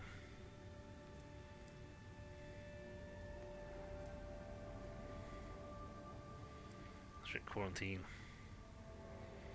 Well, we'll try this one. The radiance of their faith destroy the infection and put an end to the epidemic. The Emperor protects. Is it? No giant booger booger monster? I feel frankly quite underwhelmed. Right, this is my kill squad. Actually, hold on. If I do that, Kirita, nope, no one needs a level up. Is there anything you I can give you? Well, I mean, you got the flame one, you got Artata's bolter. Both are nice. You can have the heavy, let's see. Mars pattern bolter one-handed, heavy flamer, sword, heavy stubber, bolt pistols, flamer, multi-melter, heavy bolter. That's a better one. Wow, that advanced heavy stubber is way more dangerous. You can carry more stuff.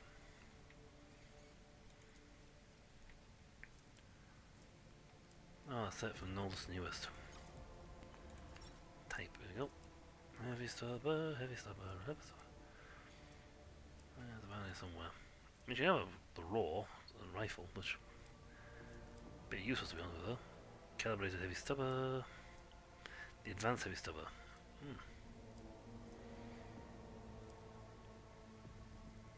Oh, she's got toxic flame on it. And she's got... But not... Oh, that's her heavy stubber.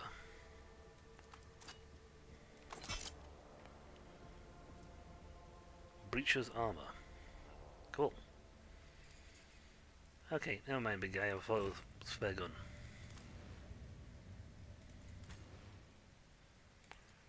We gotta find you a better gun. I got a heavy bolter, the Starseed heavy bolter. Or something. I mean, I could give him a heavy bolter, but he's only got the flamer, which is handy for dealing with them.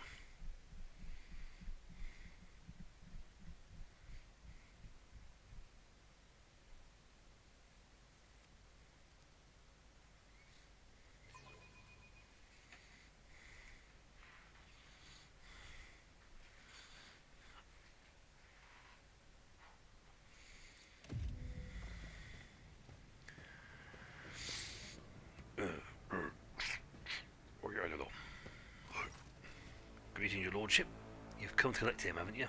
Overseer Anfar, I mean. You're not disturbed. Is Solomon controllable? Well, certainly not. He's an arbitrator. Through. Albeit a discharged one. It's just the jailer's rebriever emits a shuddering wheeze. He's so diligent in his work that us common people cannot keep up. State plainly what your problem is. Your lordship, Varos 6 is a grim and dismal place, but how shall I put it? Master Anfar has made it unbearable. He's introduced new policies. Each shift now begins with a penitential scourging, followed by an inspection. Even the slightest offence merits 10 lashes for a search and yet more punishment. And I'm talking about the jailers here. Do you spend your days breaking your back under the sun wolf's scorching gaze? Do you sweat and bleed as he licks your skin with his flaming tongue? The Space Marine's glare seems to have pinned the puny man in the way he stands. No, then tell me, what part of your duty do you deem unbearable? Well, that's a hearty, heavy sigh. Humans grow weak. Is it their blood thinning, I wonder?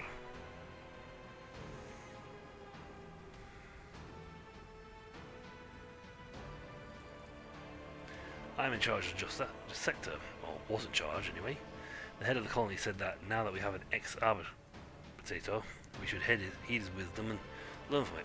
Called us planetoid-dwelling dust gorgers too, but that's just besides the point. Quite the opposite. We've never enjoyed such strict discipline, except people are dying a bit too quickly. On both sides of the bars, I mean, your lordship. There have been several attempts on the Master's Anfar's life. The hate has grown stronger than fear. Take him away from here, I beg you. Please take him away. Emperor be praised. I mean, he's not far from here, carrying out routine cell inspections. Should have no trouble finding him. Emperor bless you. No, see, it's the thing is like, yeah, I'm the Emperor's justice, that's great. But when you start making your justice a little too heavy, as he pointed out, fear keeps them from attacking the jailers. To the art of exploring. Forge ahead. Never linger. Does something trouble you, Lord Captain? You know. And it's great, but at the same time,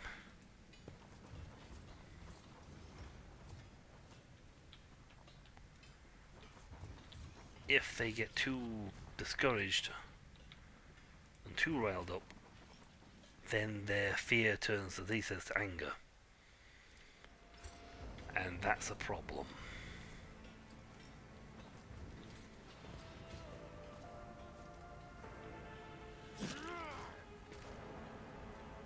venture forth.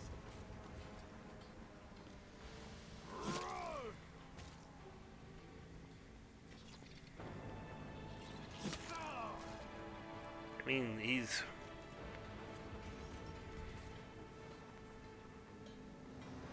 That seems... I don't know what the president was doing there, but... Shouldn't he have had...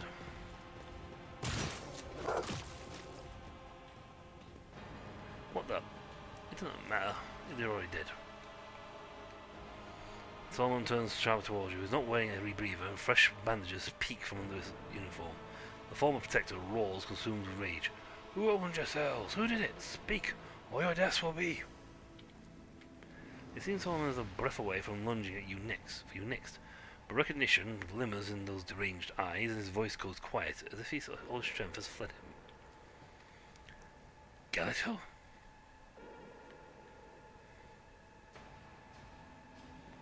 What happened here? A pathetic attempt on my life. Second one today. None of the jailers left the cell unlocked, so prisoners could do their dirty work. No matter, I'll find the culprits and execute each one and every one of them.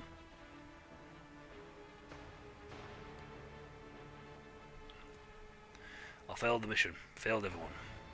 There were too many enemies. The situation was against us. No, I'll make any excuses. It was not my first mission to go away, but I didn't have Galeto with me. I was sloppy, unfocused. I ordered the retreat too late. I managed to drag one of the operators to the infirmary. The man died of his wounds. Bottom line, the objective was not accomplished. 10 operators were lost, and the commander was somehow left alive. Like a coward. I hoped to be executed, but the marshal sent me to rot on Venevis 6 instead. I was right to do so. Why are you not wearing a rebreather? I'm too used to the operators' helmets. They do not cover the lower part of the face. As for my well-being, frankly, I couldn't care less.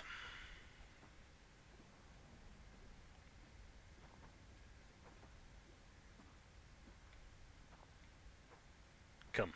I have already submitted a petition to have you reinstated. No, stop. I can't leave. I'm guilty.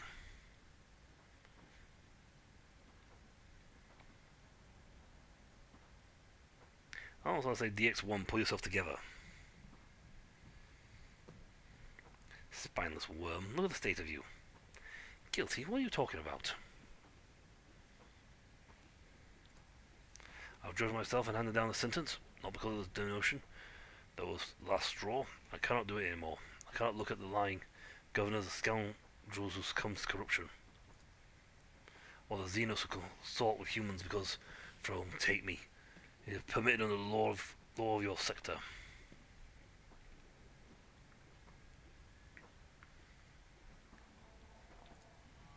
But above all else, I cannot bear to look at myself. An operator who is coming as part of the seams, who turns into a wreck without his dog, who no longer believes that the Lex Imperialis prevails everywhere, anywhere at all. Yellet looks down at the man, but her voice sounds slightly gentler than usual. You have seen the true face of your kind's world, ugly, cruel, and deceitful, but the pain you feel is not the end. You have a choice, even now, even here. Mazurai scoffs. Even the way you look at it, you broke was boring. Go on then. Common Ra devours millions like you every day. You will not get to save your martyrdom for long. And what is the sentence? I'll serve on Veneris 6 until either the world itself or its inhabitants end my existence. Until that day I will mould this prison to a paragon of the Imperial Order. And what about Galeto? I don't have the right to keep him anymore. Deliver him to the Marshal. You'll find Galeto the new master. Solomon slowly raises his hand, his face twisted in torment. Perhaps his injuries are causing him pain, or perhaps it is the words he is trying to force out. Galeto, Protocol Mortem 80. Guard the target. Points a trembling finger at you. The Third Massive does not react. Scarlet lights his visor, stare at Solomon, and not a muscle beneath his dark coat quivers in response to the order to leave his master. You don't listen to me. Is this the aftermath of that damned mission on Pharasa? Will the tech priests have to reset him to basic protocols? Throne, what difference does it make? My dog can't even give him one last order. Why now, Galeto? Galeto has protected you from the convict. Is that not enough for you? We used to act as one, but not anymore. The last remnants of my composure are gone. Look at me, I'm a human scrap, not an arbiter, just an appendage to a cyber mastiff.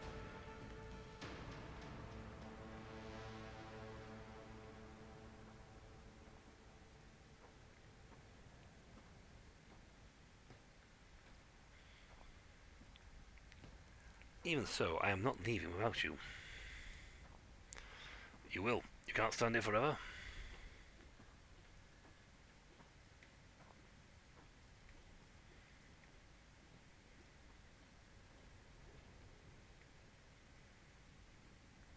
You want to go for this one? You're way hitting the nerve. I'd say you're too good at it. Someone looks suddenly at the courtyard where yet another prisoner is about to meet his fate.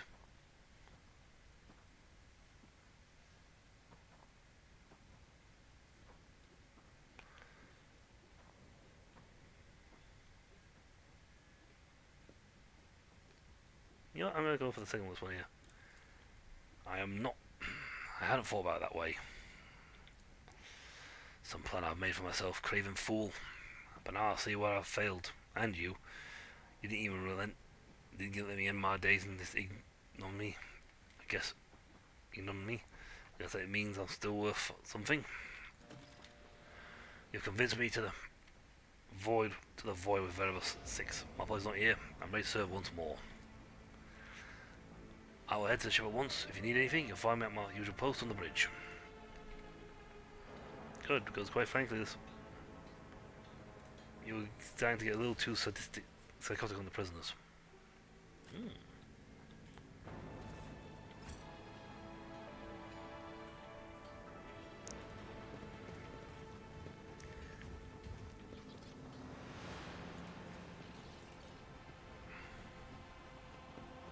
Operation successful. Tactical imperialists accept. Launching ahead. Yeah, this is definitely not his own right mind, and quite frankly, he's not good for this planet.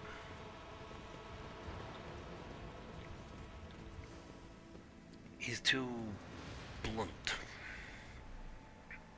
One needs a more subtle hand to control or to maneuver people of the world. His interpretation of Lex Imperialis leaves no room for anything, and is as blunt as it gets, blunt as it can be. Which again is fine, you know, to a degree, but not in this case. Right, so that's another quest down. Death has whispered your name is Nyx, which doesn't even require me to leave anywhere. I just need to go to the Astropathic Quiet Chapel. Well, let's go fix another pie, remember?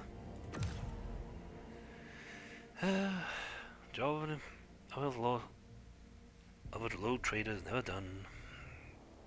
Honestly, you'd think I didn't have any people to do any of this stuff.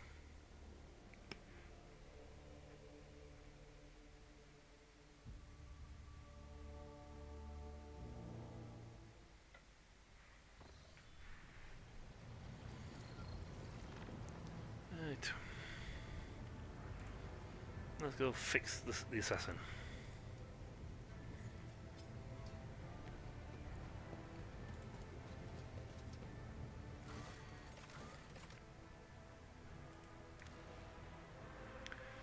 Blind faith is good, but not very useful.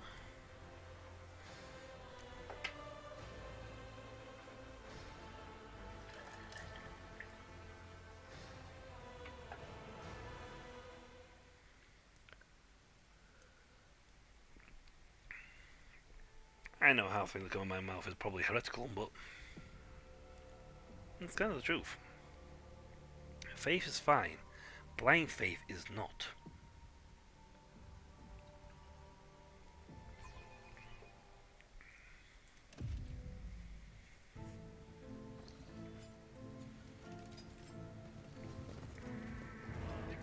Let's seize the moment.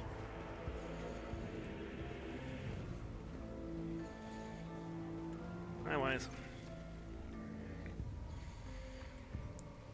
Your lordship has seldom comes here without reason. How can I be of service to you today? How are your ghostwise? Mistakes of the past are no longer haunt me. Not in my dreams or in reality, but I still remember. I remember every single one of them. Can you put me in a trance with Cabelae? And you go inside her mind. A synchronized trance is complex telepathic practice. Things can go awry unless both participants trust each other and have a strong spiritual connection. However, I sense that you do. I would be honored to be your guide during the ritual, Lord Captain. But remember, it is easy to get lost in another person's thoughts and the fears of others. House monsters. May the God Emperor protect you, aid you, Lord Captain, and protect you too. You know what? With blessing of the God Emperor. There you go. Ayo,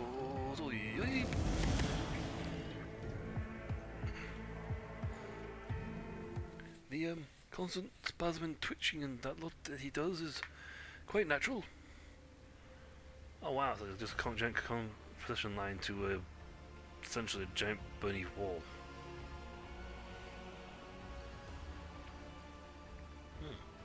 A shackled mind cannot comprehend the wisdom contained herein. Therefore, repeat. He is deaf. Release your breath with each word. Cleanse your thoughts. He is deaf. Truth lies in death. Free your soul from the body's cage. Become nothing. He is deaf. Now that your heartbeat is perfect, in the perfect line and your vision is shrouded in dusk, you have almost reached the state of purity and balance. Heed. No human will see death before their time. That is the delusion of the living. Heed. To which we say, a strong spirit can travel there and make the journey back. Heed the tale of the great Domin Ubel, who descended into the kingdom of the dead to retrieve his shadow. He is deaf. Birth and death are one. We are snatched from a place of warmth and sent blood covered into the unfamiliar world. Dying is the same. The Domin too learned as he opened his eyes and found himself on the lower decks, lying in a cold coffin. He beheld his ship drifting through nothingness, an adamantine giant's corpse, a skeleton moaning from the winds of entropy. A tempest of rust was gnawing at his plasteel bones and twisting its veins like cables, while machine oil oozed down his bulkheads like a lymph. Had the Domin been alone, he would have lost his way inside the ship's mangled bowels, but a guide reached out a hand to him. The spirited old Vinny Zachary had loyally followed the Domin to the other side.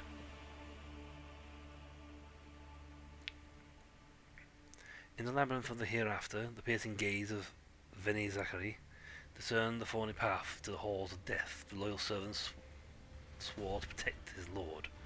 Together the Domin and Vinny made their way up through the manifold form frame of the ship. From the cold catacombs and lower decks they travelled up into the fires of the ship's crematorium. Tongues of flame licked at them, yet they did not burn. Columns of the dead marched towards them to be turned to ash in the fire, and the Domin and Vinny walked towards the dead in turn. At the great gate of the crematorium, their path was blocked by an executioner, a sentinel made of metal spikes and coiling blades, with roaring flames and pale, bleeding bodies writhing within.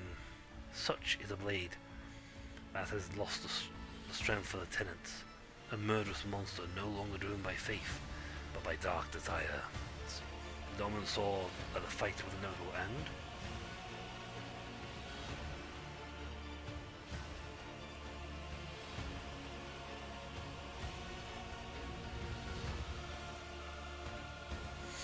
The beast protested itself and began to tear its own body apart, prostrated itself. For words of true faith pacify even the worst of evils, with the sense of shame and self-loathing, and the card of his tarot appeared in the Domin's hand. It was the God Emperor, and the first doubt was dispelled. He is deaf. He is deaf. Vinny Zachary led the Domin out of the hot furnace of the crematorium, and they walked past the long columns of the dead. Frayed was their attire, their bones scraped against their augmetics and scratched their decrepit flesh. They were moaning sorrowfully, and the sound made the memory fade away. The Domin saw that the dead were carrying an ark.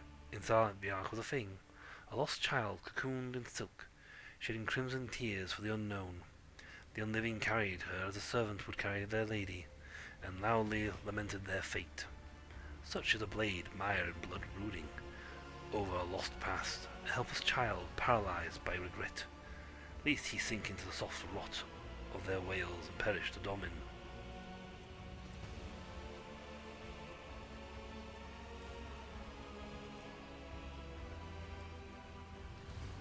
Fellowship. And the lost child's tears were dried, and with a meek sigh she returned to nothingness. For mercy too can be the blade that brings peace. And a card of his tarot appeared in the Domin's hand. It was the star, and the second doubt was dispelled. He is death. He is death. And the old Vinny led the Domin to the upper decks, and the Domin entered into the officer's chambers. A web of veins adorned the walls. Peter, this picture doesn't keep changing. A web of veins adorned the walls, entangling the precious trophies. The statues were bound in intertwining sinew, and high upon a balcony a dismembered judge wailed as he attempted to reassemble himself with his pale hands. But his movements were merely tightened tangle of the flesh, turning the chamber into a snare. Such is a blade tangled and trapped with misunderstood teachings, a hapless creature that does not know its place in the world. In order to continue his journey, the Domin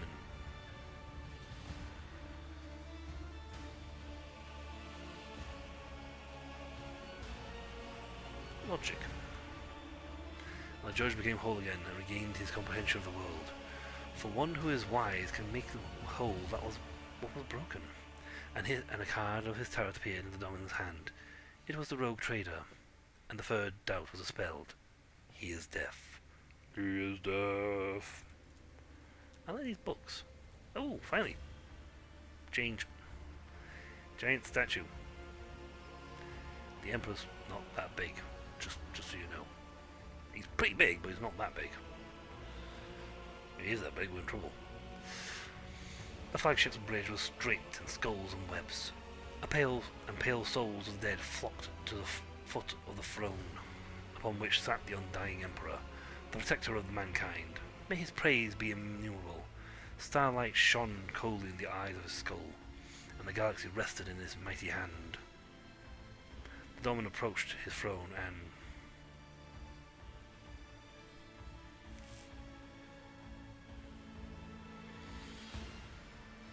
greeted him with pride and dignity. The undying Emperor grinned a bony grin and cast a glance at the Domin, and at that moment something died forever inside the Domin. For the price of arrogant pride in the face of death is always heavy, but worth its weight. Then the Undying One spoke.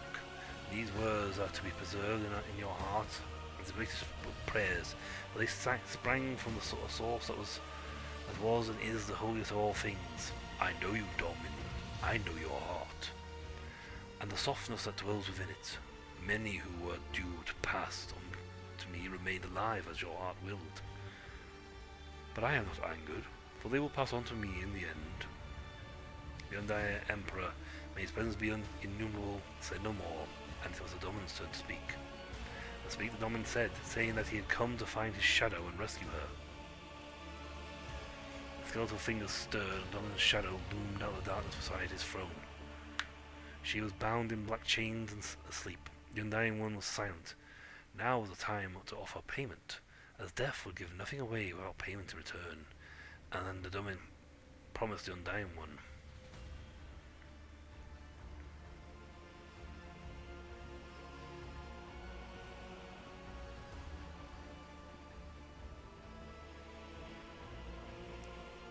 Nothing, for everything in the world is nothing, and the Undying One himself is Lord of nothing. Iconoclast Fanatic.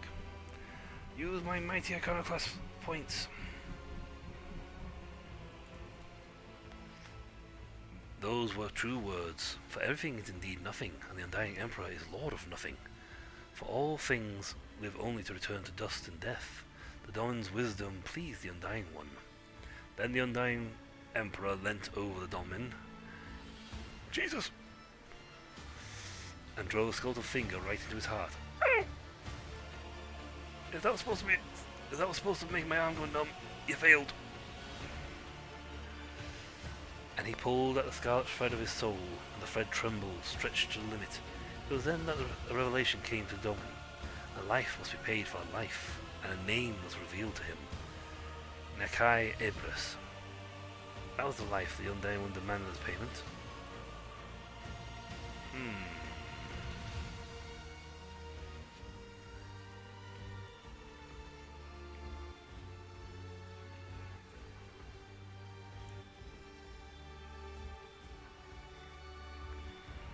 We're not the sort of person who runs around assassinating people, though.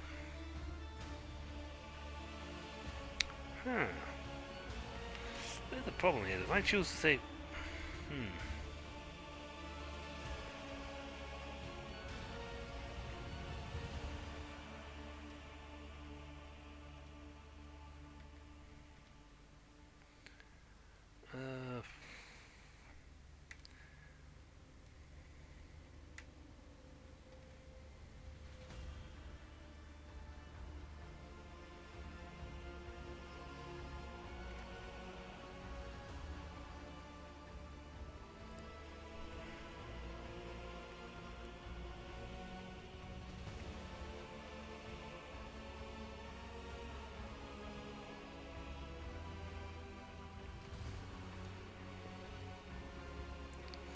I'm not entirely sure what to do here.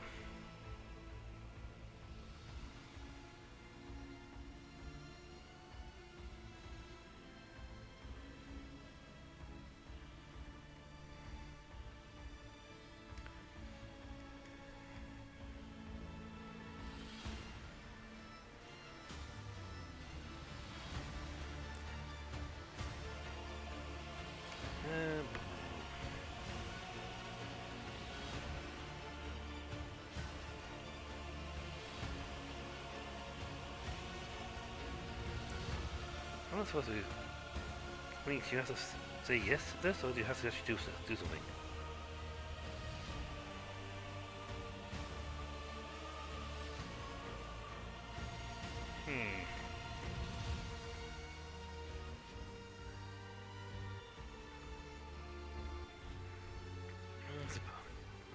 So we have to agree. No blood was sworn and the chains fell from the Domin's shadow, yet she remained silent and motionless, for she saw no sense in leaving the halls of death to which the Domin told her.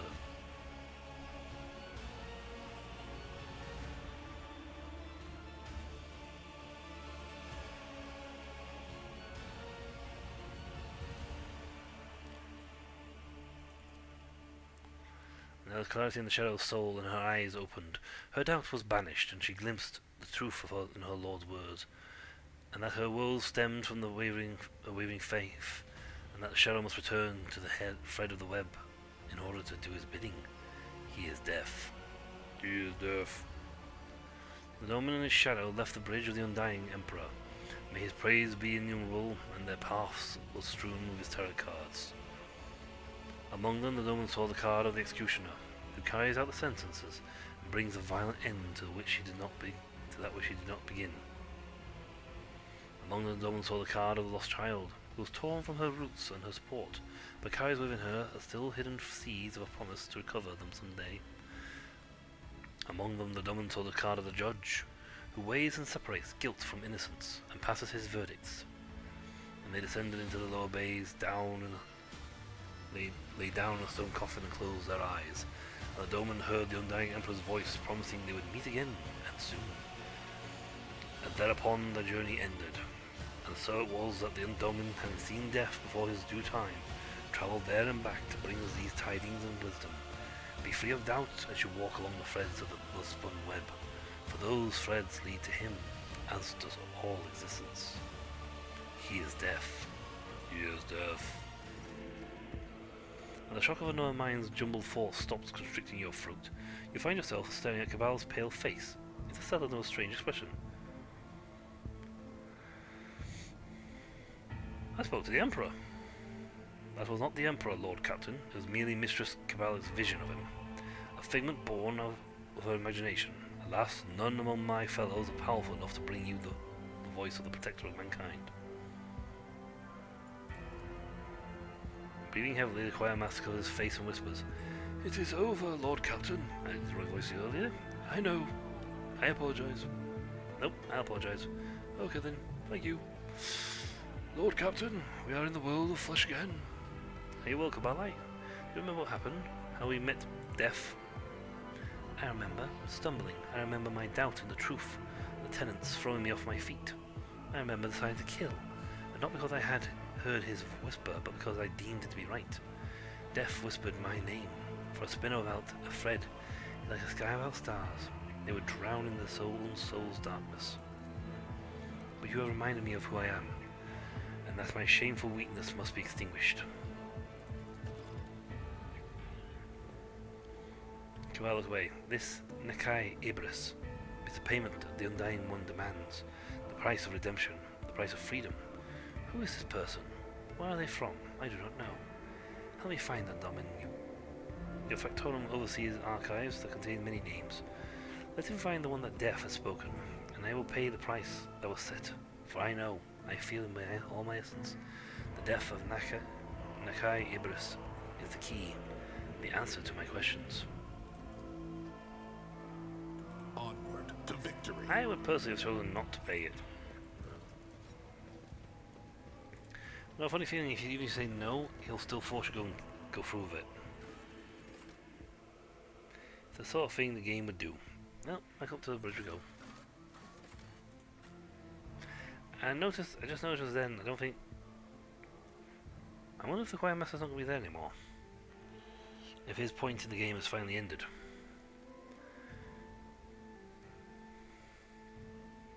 Because I think if you don't activate this DLC, I don't think you even have the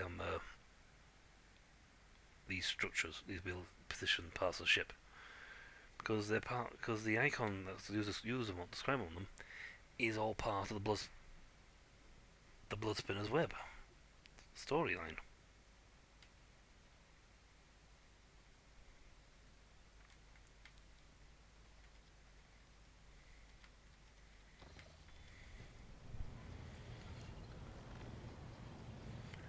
Yo, Factotum. Need to find somebody. Pleasure to see you, Lord Captain. How may I be of assistance? I must locate someone named Naki Ibris. Find what information you can. Ibris? The clan name is familiar. If I may ask your lordship to give me a little time, the flagship's archives being as vast as they are, I will spare no effort in finding the Nakai Ibris as soon as possible. Oh, that was quick. No matter, I found him. Oh, found him. The old ship, the Ibris family, are a lesser Voidborn clan. They served in the boarding teams for many generations, spilling blood in the name of the dynasty, and so was the ladyship Theodora. Ibris paid impeccable heroism on several occasions. Unfortunately, the clan was all but wiped out 2 decades ago during a confrontation with enemies of humanity. For their valor and sacrifice, Lady Theodora granted them, surviving members of the clan, noble estate privileges and the right to settle in the capital world. It's not common for... Gravity is merciless to the Voidborn, but that does not mean they are incapable of adapting to it. The capital world is a reward worth putting in the effort for.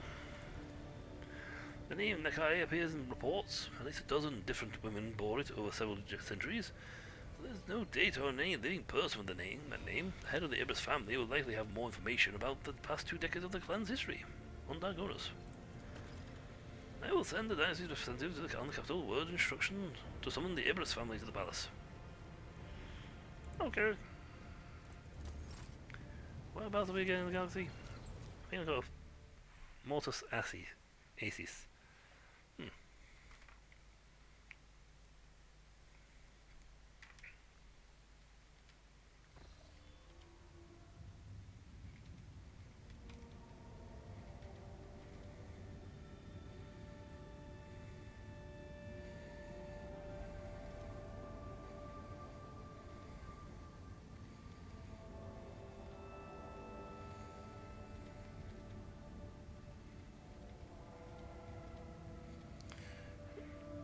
Okie dokie. Boop, boop, dee.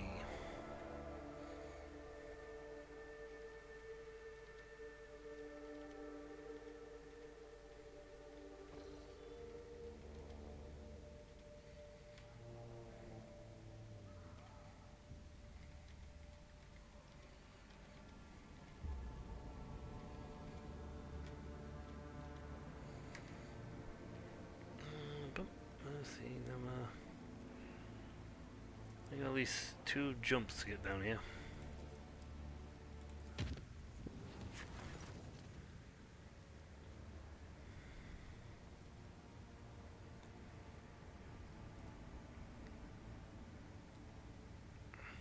Ooh. Hey! That's the team was never to.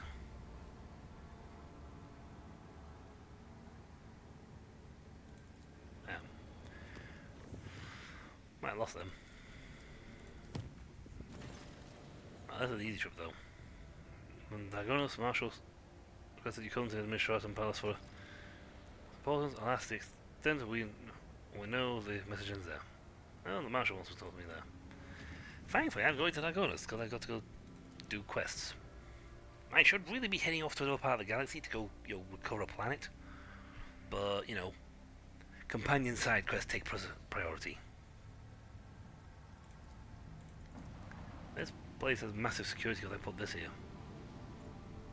Anything coming from this planet has to get past this fort.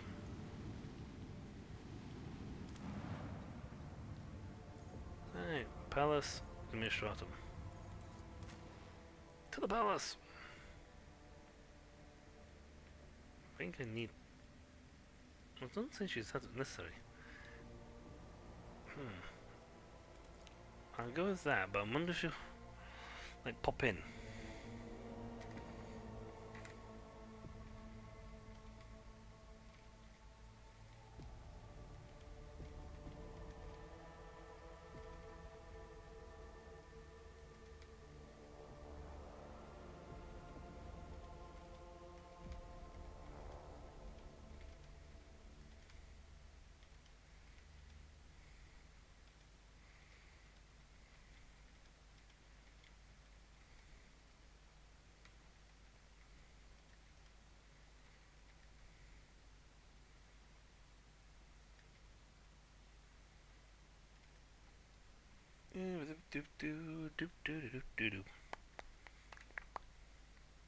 Just wait for it to load up.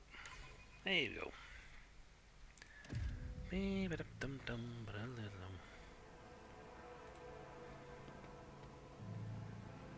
What's the point putting me in here?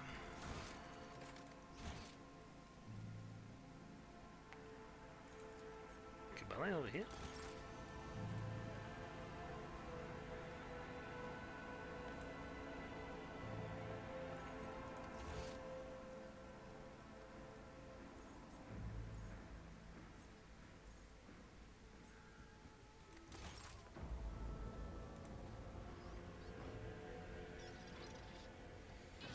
Okay, so it's actually inside the palace? Is that my throne or what's the point of me going to?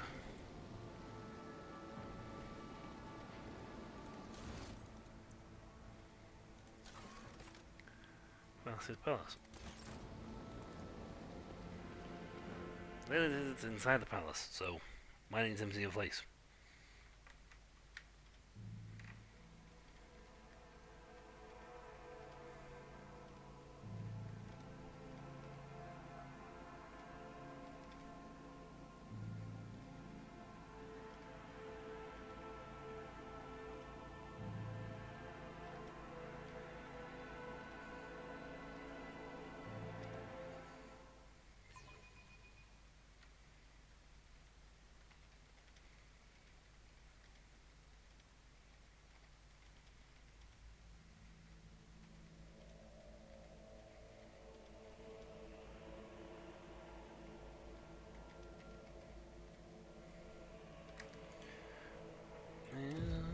So I keep dancing, the answer things. I got multiple screens. I have to look at the screens at some times to do things. Do. Right.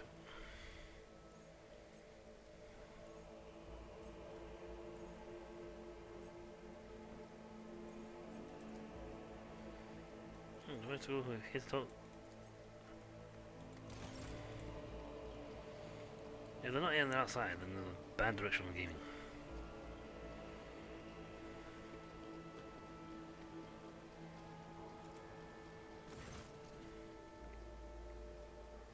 Excellent.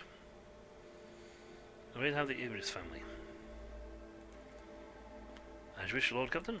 Yay! Excellent. She's here this time. She must be there. So, yay! I did have to come all the way in here. Why did you send me to our place then? You could have saved me a trip. Well, ship, allow me to introduce the next guests. Protect of the Voice Between the Stars. House Ibris, along with their heirs, Mattis, Lord of Londo, Ibris, glory to the dynasty. Okay, so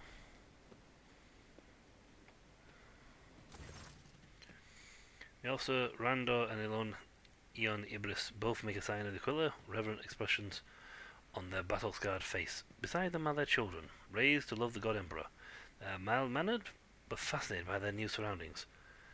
Judging by their uniforms, the two eldest children are already members of the Dragonus Planetary Guard. Your Lordship, it is a great honour for House Ibris to be invited to your palace, with a glimpse of distinct anxiety in Randor's Ibris's eyes. Zioni touches her husband's palm ever so slightly, gives him a reassuring nod, then addresses you. As a token of our greatest reverence to the Von Valansis dynasty, allow me to present you with a modest family relic of the Ibris clan. May it serve you faithfully. Hey, you got void points primed. Excellent.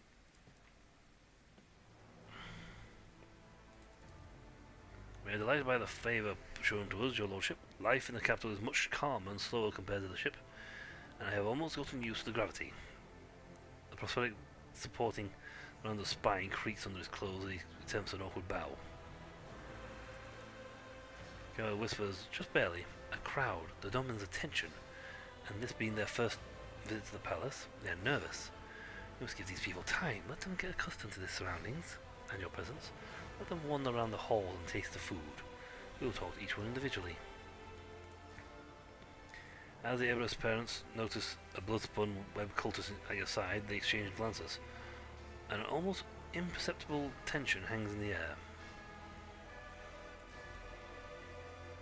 Beyond all expectations, we could not have dreamt of something like this, to be honest. Even just permission to settle on Dragonus and continue our service of the dynasty's capital world was the most gracious gesture on Lady Theodora's part. We do not expect any further attention. She smiles gently, but her fingers are fidgeting with her heirloom pendant. Of course, your lordship. We are available to you at any time. Let's see this through.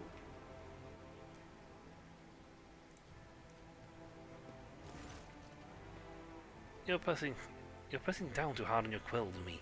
Look how thick your lines are, and the ink hasn't dried. Mother will be livid when she sees the stain on my cuff.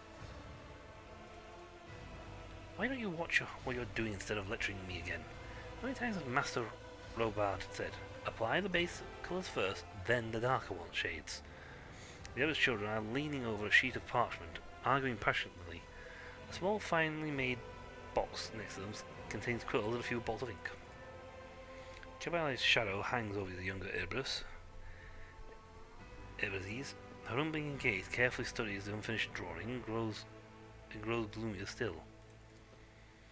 Your lordship, we are honoured to be at the Von Valansis palace. I am Lorna Ibris, the pale young woman, slightly shorter than Cabala. Smooth locks of her dark hair nervously she stands between her younger siblings and the spinner. The parchment is an unfinished family portrait showing the Ibris parents and their 4 children. The young artist's skills is impressive. But your attention is drawn to not to the fine lines and shading, but the sketch of a dark figure added in by a still more masterful hand. Our family was once renowned for their courage, but Dragonus has no need for boarding game teams, so our parents enrolled Rono and Lumi in the scriptorum. To religiously study religious paintings.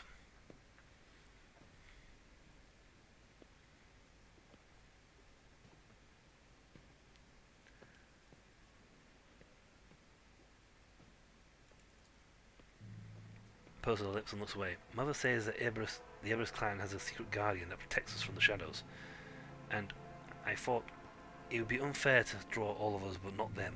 Silly, I know. That is proper. That is honourable. Come, Domin, let us frighten them no more. Casts a final glance at the portrait, then quietly walks away.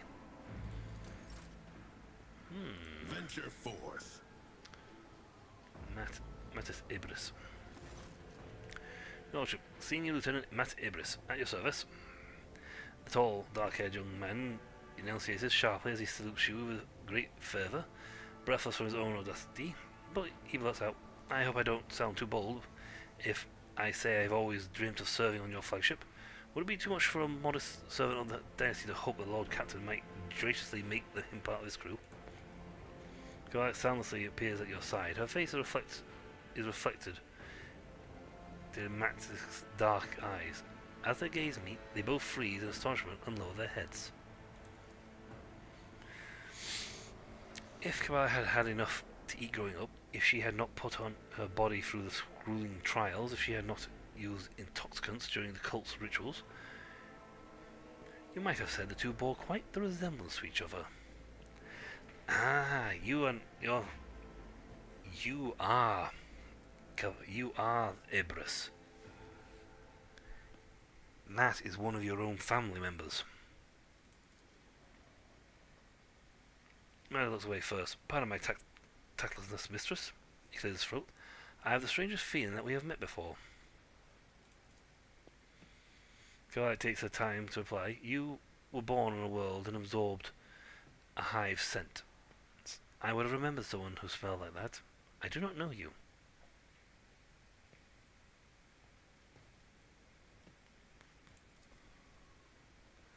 I have served dutifully on the planetary forces, your lordship.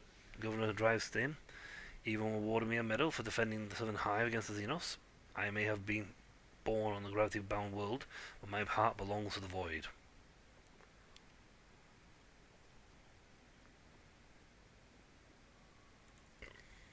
There is another reason, your lordship, but I am afraid you will find it laughable. You see, I have always known my destiny awaits me on the flagship, because ever since I was a child I've had the same dream over and over. A dark-haired young woman walking barefoot along the decks, and me following in her footsteps. I would run, but could never catch up to her. My father told me he had felt something of the sort when he met my mother. I believe my future awaits me there. Truly an honour for me, Lord Captain. I will not let you down. Glory to the House of Von Valancius. I don't mind. Let us go. I have heard and seen all I needed to.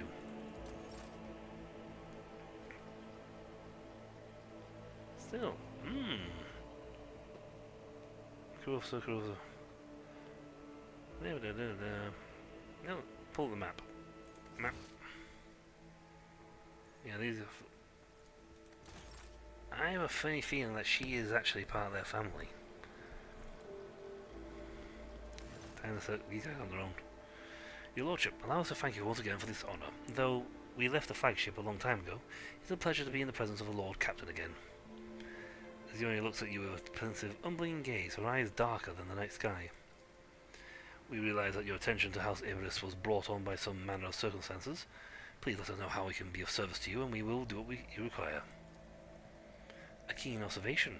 Rando's eyes meet Cabela's as she speaks, but he is not intimidated. On the contrary, the corner of his mouth curves upwards slightly, and he gives a respectful nod. Sadly, we are but a shadow of what was once a much more numerous clan. Most of our kinspeople fell in combat, but we believe in the Ibris' last battle is yet to be fought. We raise cohorts of successors. We teach new recruits, and our own children, the ins and outs of the void since before they even set foot on a board. The new generation are learning to serve in their own way. Our eldest son, Mattis, is on the planetary guard, so is Lorna. our eldest daughter, though she has devoted herself to the medicine. And to my great surprise and elation, our youngest child, Rono and Lumi, have found their vocation in serving the God Emperor and the Ecclesiarchy. I won't lie, your lordship, we never saw her in person. We do not have the rank. Even her favour was bestowed on us in the form of a document penned and delivered by a scribe. But we remember her orders, and they were reflective of all the courage and fervour of a true rogue trader.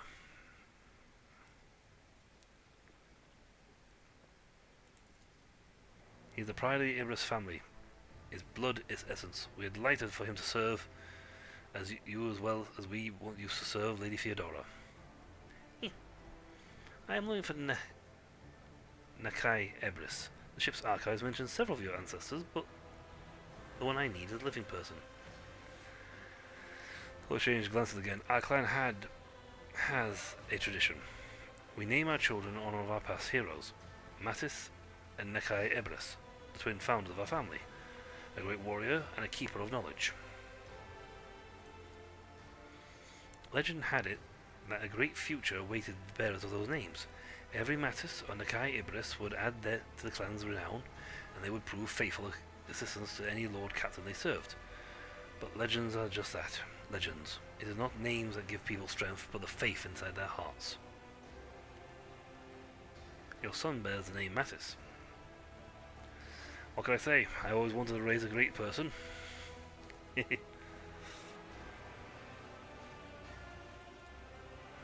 No one has borne that name for many years now. Then why did you name your daughter Lorna and not Nakai? Did you not want her to become great? I didn't. They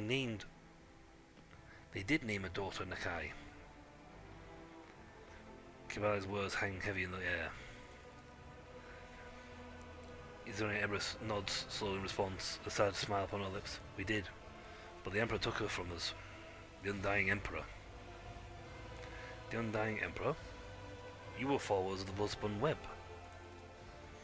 No, your lordship. Randor and I, we have always been stalwart in our faith, and we revered the Spinner's service, but their sacred path was too dark and frightening for us.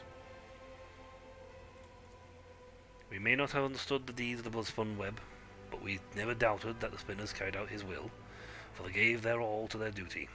It is a heavy duty, but it is a true duty that always is. Enough. Kavai's cold, raspy voice sends the shivers down your spine.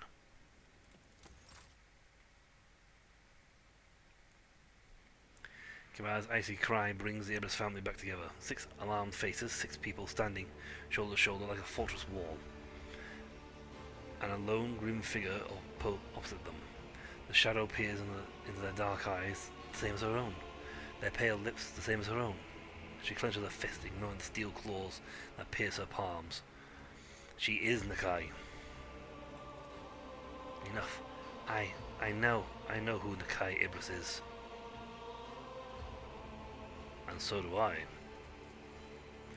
Nakai. Looks at Kabale with a scarcely concealed fear, but her husband notices her reaction and shakes his head in warning. No. Mattis screams. How can you keep something like that to yourselves? How could you? How could you? Lorna hugs her younger brother and sister, who cast frightened glances at their parents, and a sinister woman with a wiry smile. Nakai Ebris. Kibali throws her head back and her laughter resonates through the hall. Nakai Ebris is me.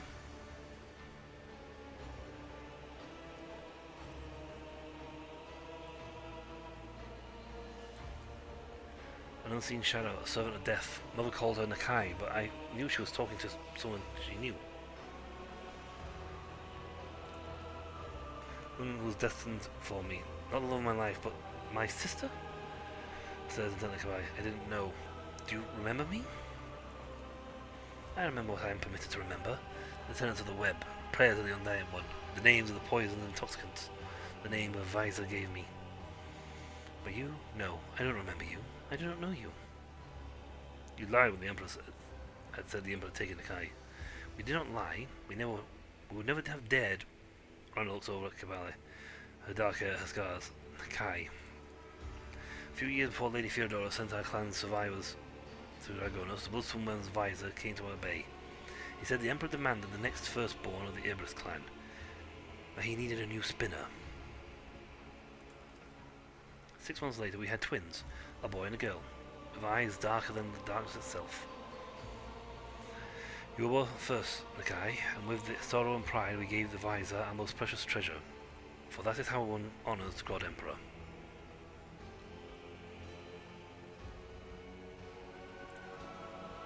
The most difficult one in our lives, your lordship, but we knew our daughter was alive and serving the faith, and as mysterious and bloody as the ways of the service are, they always pleased the Emperor. They were the ways that pleased the Emperor. So if I had been born a minute earlier, that animated corpse standing before you today would have been me. But why doesn't she remember anything? Why was she never told? The ritual of releasing the burden steps up to a brother who is so completely like her, yet so fondly different. New blood-spun web recruits undergo it in order to forget their past and devote themselves to the Undying One, and so that their souls do not suffer. Tell me, Mattis, is your soul in pain? It only hurts because I never knew you all these years. Turns you sharply. We are here to settle our debt to the Undying One. We now have a name, the person, the explanation. I know it must be done, so why do I feel pain from an unseen wound in my heart? Why am I, for the first time in my life, hesitant to sever the thread? All this time I have been wandering in the labyrinth of my mind, but the answer never came to me. What must I do, Domin? How do I end Nakai Ibris?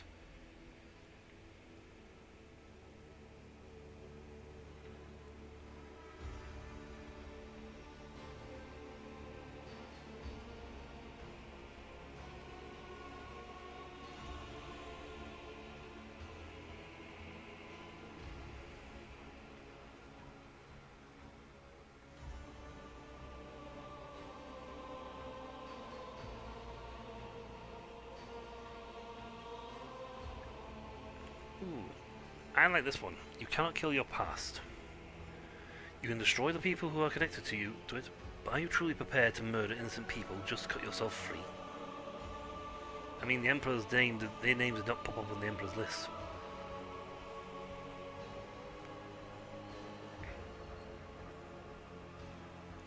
And don't forget, even with the power of the Choir Master, we couldn't actually get in touch with the Emperor himself. Just her vision of the Emperor, of the Undying Emperor. So that whole thing was just her version, and he wanted her to kill herself.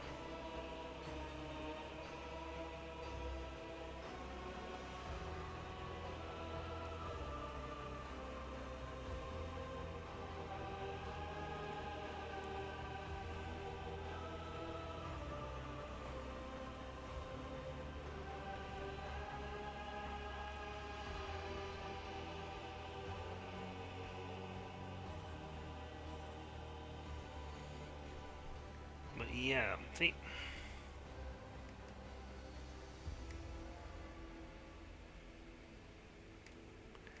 So I don't like the idea. It's like, you can't kill them.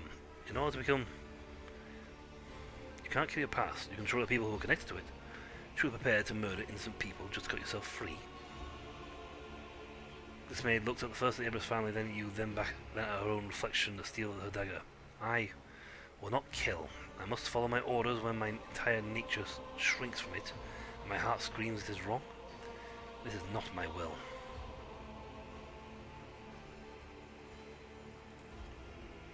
I could have had a family and a future full of righteous service. A chance for a different life, and that was taken from me. Who would I be now and how would I have served was decided for me.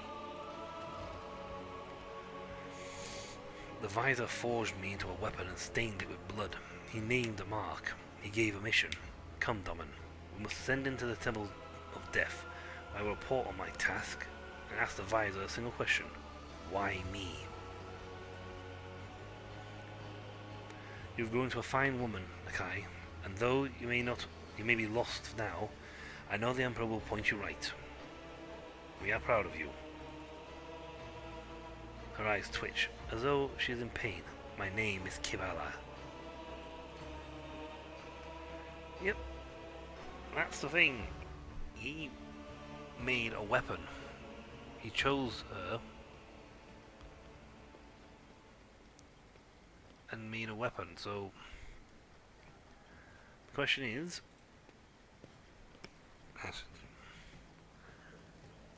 why her? So why make her, Kibalai, into a blood spinner?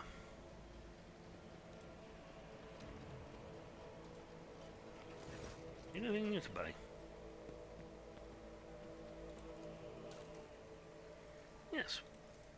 Yoink. Yoink. I can't even use this.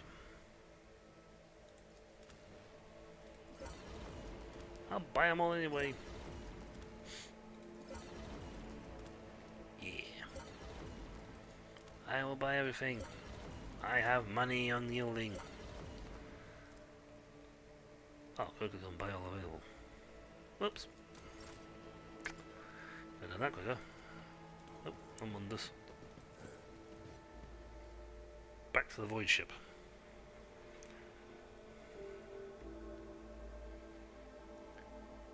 But yeah, that's all. She is Ibris. Nakai. Nakai Ibris. And the Visor took her as a small as an infant to make her into a thing.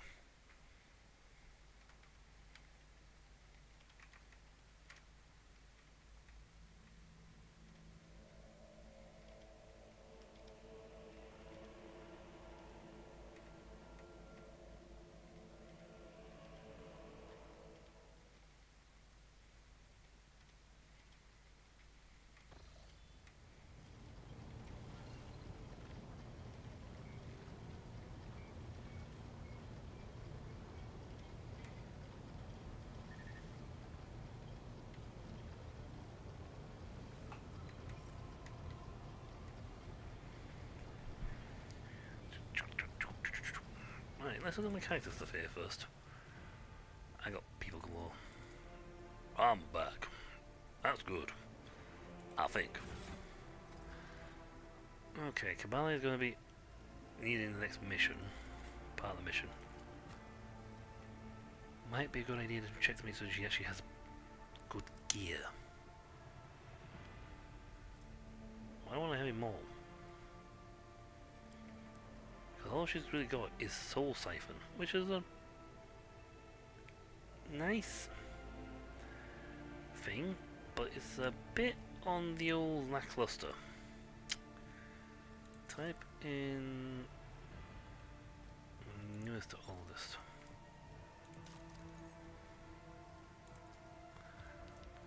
Right, ceremonial blade, that's better. That's way better.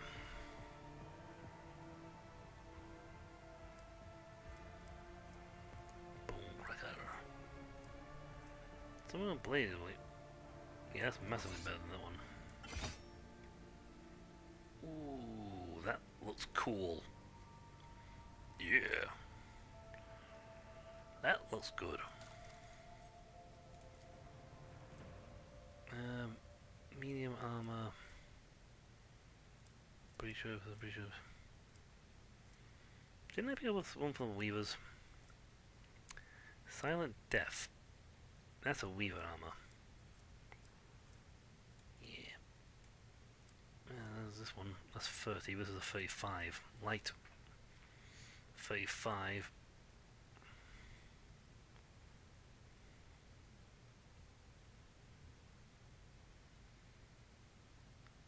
Weapon skill is more than... Yes. Plus 10% dodge. Yeah. Sealing Defior. Oh good, it actually makes it to clip it to the body. That would have been a bit of a blunder on their part, wouldn't it?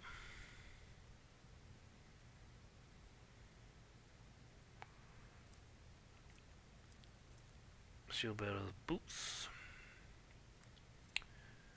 see, I need something in this slot.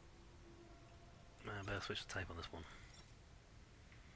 The helmets, headwear, neckwear. There we go. Start this one. Blood barrier emitter.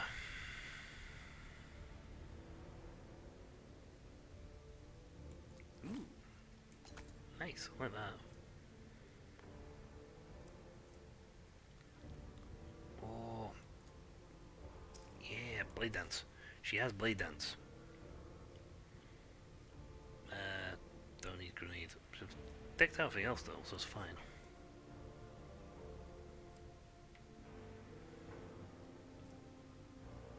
Yep.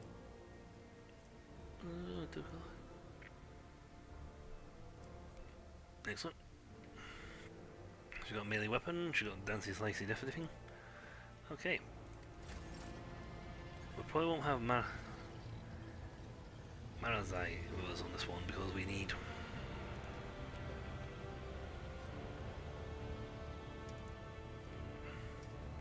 you know what, I'm gonna save now we've done all this.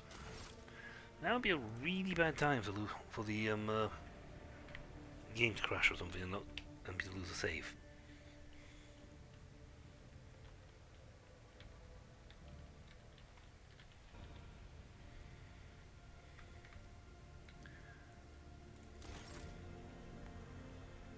There you go. Spinner's Fate. We have some mega strong fighters.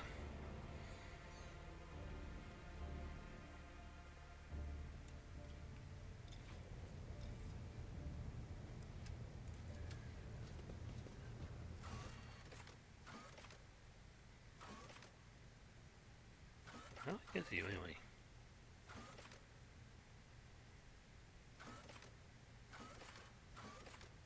No, seriously, how do I get to you?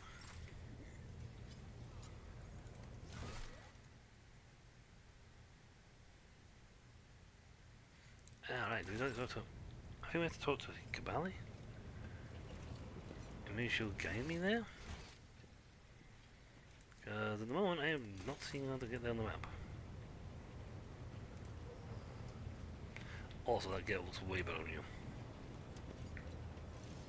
Take heed, Nemo. Our blessed Domin honors us with a visit.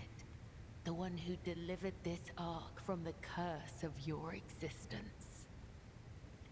Take heed, Nemo. I am. Malfoy's gold and Cabal hand seems to be polished and pale sheen. Is anything I sort of pose a question that only can be answered in death? The Vizier taught us that there are many like us throughout the Imperium who spill blood in his name. Death cultists, as they call us. He said that no two death cults are the same, just as there are no two identical stars in the void. I will tell you about the Bloodspun Web, but I cannot speak on behalf of all death cults. You say the death God Emperor is deaf. There are some who might find the comparison blasphemous. The Undying One is death itself. We serve him, and thus we serve death. This is not a comparison, attribution, or preference. It is the truth, and nothing can change it. I see. You're nuts. Thank you very much. Come, Domin. Right. Who do we want? We only have the ability for shooty shoots. So we have a melee fighter already, so let's take you out.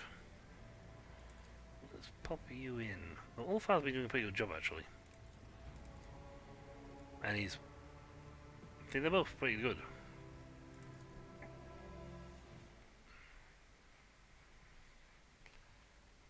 We need to give Ulfar some tales. He needs more stories.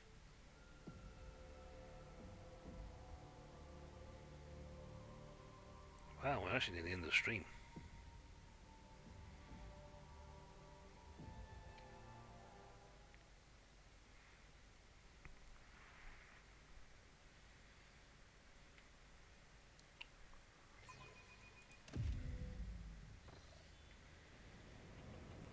game autosaved. We are Marching ahead. the fighters of Doom. Says, how big is my ship if you have this many things in it? Mini spinners.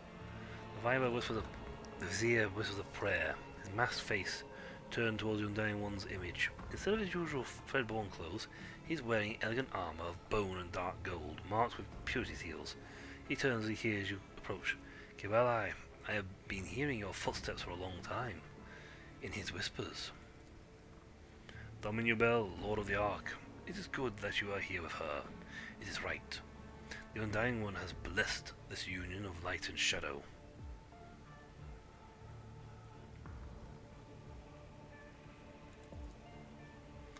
The Vise looks away for a brief moment and nods to empty space.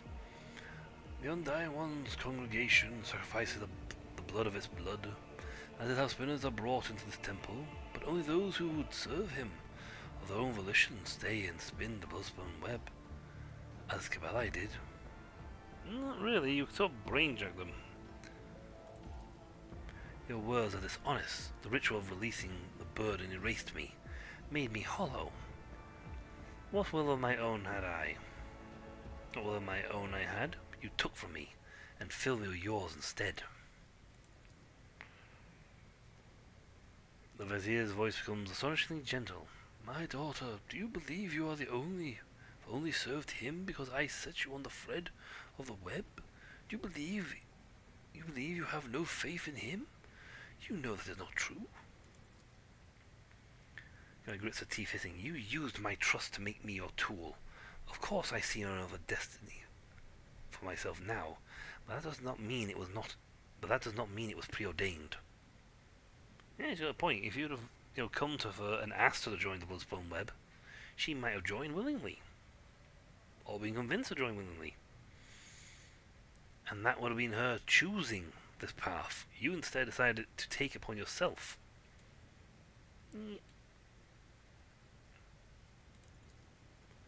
Today is a special day. I have only donned this armor once before, when I was second spinner. That day I ceased to be second, but I have remembered the weight of this gold on my shoulders and chest for all these years. Since... Kabbalah opens her mouth, but the visor stops with a gesture. You will understand, my daughter. You will understand soon. Kabbalah has been cured of her affliction. This is true. No longer do I see anguish in her soul. Second spinner, I am ready to receive your report. Have you accomplished the task the Undying One himself set you on? Himself set you? The task remains undone. I refuse to complete it. Condemning a life to oblivion is wrong for those who worship death. No one will hurt my family. No one will hurt me. Let the Undying One punish me if he so wills. Yep, the whole idea was to make her go kill her own family, thus purging the last people who remember Nakai Ebris. Silence falls for what feels like an eternity. At last the visor responds with the sadness of an oath-giving father. That is one of the Frez as well, my daughter.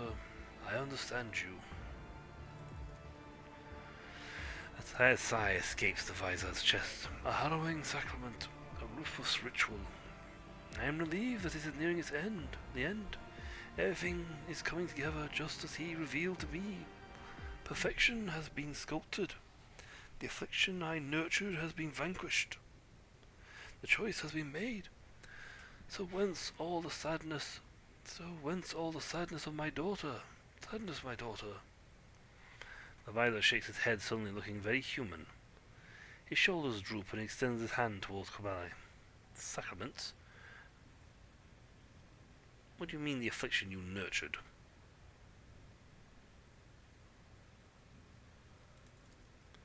A great ritual, many decades ago. The Undying One revealed through a tarot's reading what must come to pass, and I heeded. Bloodspun path towards gaining its new visor was then conceived. A path of discovery, devotion, dying, and resurrection in purity. Kabbalah's predecessor stumbled on that path. So did the next one. I waited. I have lived long past my due time.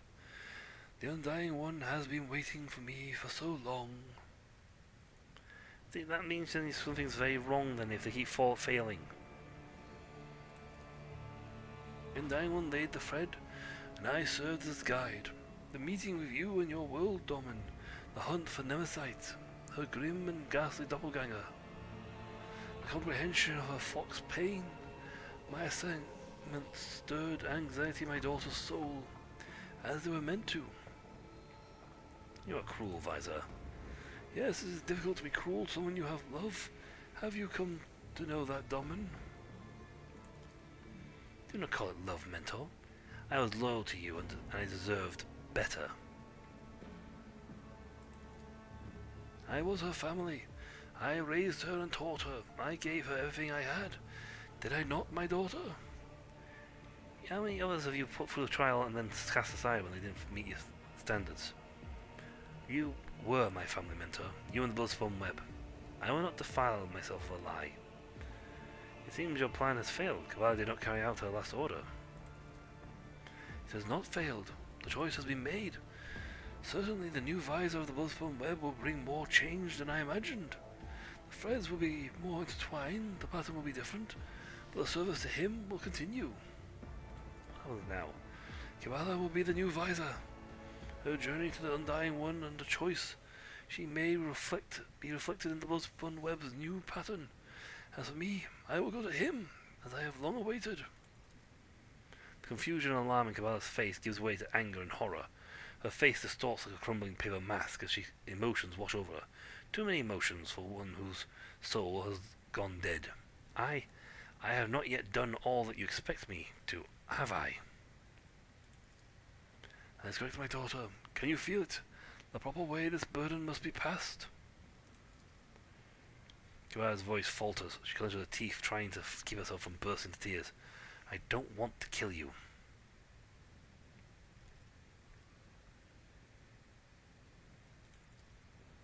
Because the great things are not accomplished in small ways.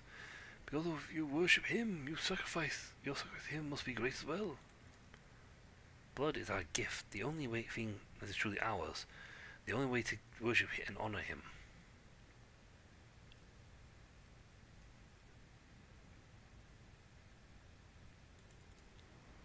Such was the Undying Emperor's will. Still, it is unfair. The visor's face is full of sorrow and humility. Yes, for I am stronger than you, and my high spinners stand with me, those who swore an oath to protect me and not outlive me. And he too stands with me. His face will emerge out of mine, and may those who you choose when you set out along the threads of the web, your comrades, Domin, may they stand with you. Fight with no regret. A bitter sigh falls from the old man's lips. Farewell, my daughter. Let us honor the Undying One. You got these guys. Let us honor him. Challenging me was a mistake. Stand your ground! A big mistake. I have him. Ooh, you guys got a lot of health.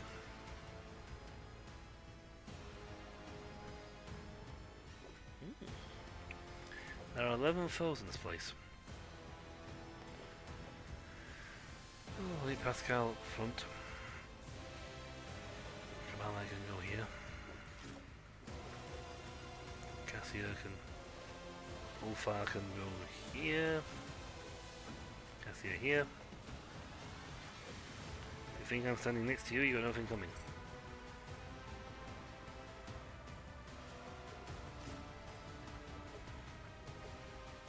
You can fight with him and her.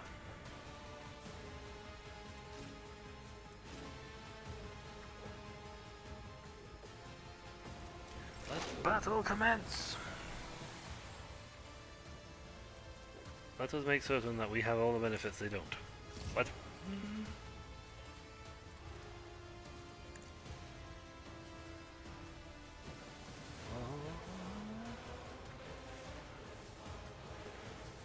Yes, I got free. Haha.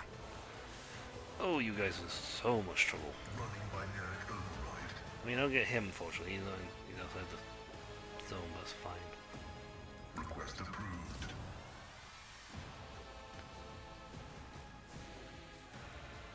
Now, I should also be able to get this, because there's quite a few of them here. The Omnissiah knows all, comprehends all.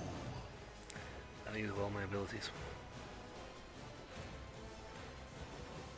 Running binary combat is an equation. Your life is a negligible variable. Where it hurts.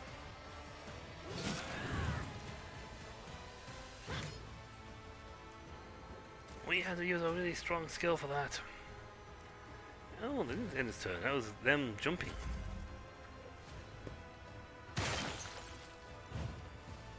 My faith strengthens me. Ah, you have a much younger voice than making you. Moving out!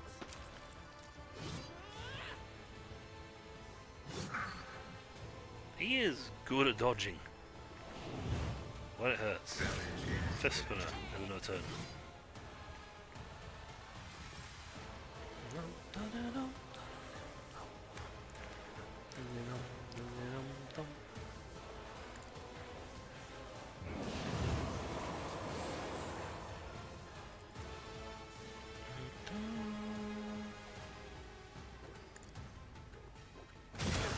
Dare you? Okay, who can... Yep, Isn't Pascal, this we're a job gonna for the serfs? We function as one. heal. My vow is to serve. Spell weakness. We're gonna Me? boost on Pascal because we If can you compound it. insist, Lord Captain. Third, fourth, fifth, sixth. Wow, they just went straight on for Yulity. Follow my lead! Yep, they're going for Yulity. Do not Weather the storm. I see, so they're going to try and take Yulity down. My lead. Weapon at the ready. Yep, and spin round and immediately attack her.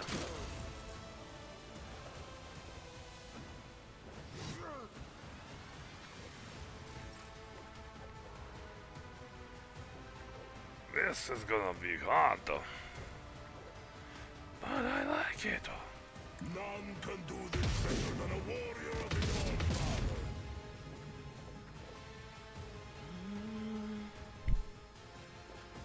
All-Father. I could probably do... So it shall be. Unfortunately, your bell's all the way up there. Wolves reign. Oh wow, look, we got dodging. Corpse plague.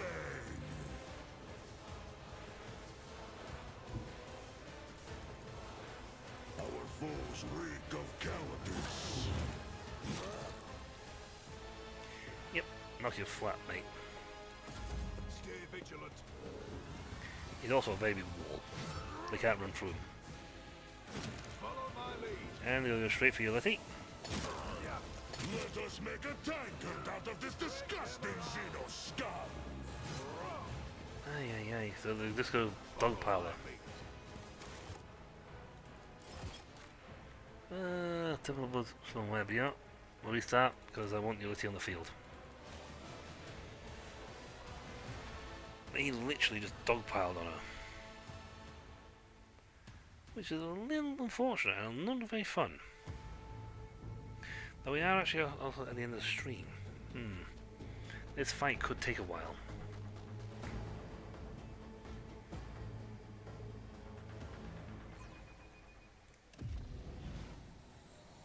I mean, we got decent fight crew.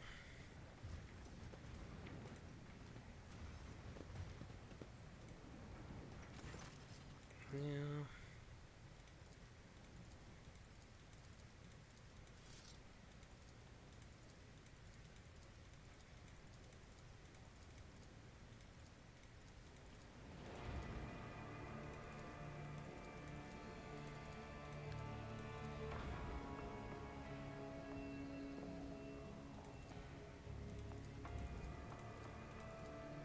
execution is assured. I can actually save at this point, so it's fine.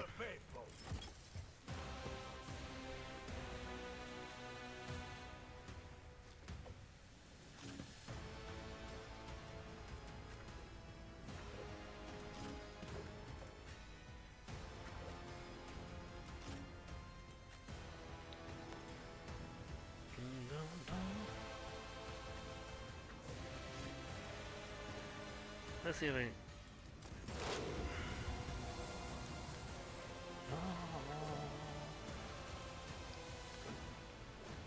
The scriptural prognosis is favorable. This gives a better advantage. I have spread them out a little bit more this time. Making it a little harder for them to dogpile on the Letty. The turn also comes from the order a little faster. I think. Yes. We must have rolled initiatives differently.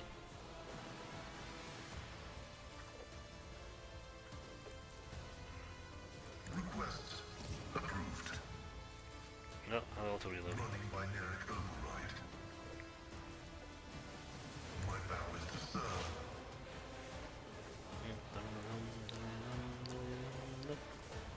The Omnissiah knows all. Comprehends. So if I go for him, they'll start moving. Request approved. My faith strengthens me. Oh great, but now you got close enough to do anything.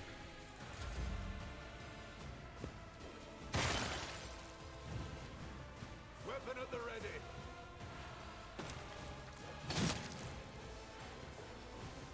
Is that all you've got? I must not falter. Dodge. Hooray! Moving out. Fifth spinners, got bulls. Wisdom is the reward. Right. If it serves your cause, Makes it very hard to kill once she's set. I am not your Xenos pet, Monkey. Wow.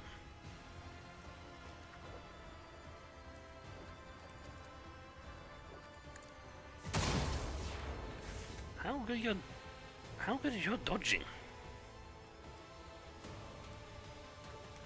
35% chance to dodge. Scratch that noise, mate. Definitely doing a lot more than 35% chance of dodging. If it serves your cause. If I must. If it serves your cause. Oh, she's there. Auto strike. You dodged twice. I'm going to dodge in every direction. Suffering is part of the trial. Weather the storm. You're not going to get cultist guys. You got like half of them extra dudes. Vigilant.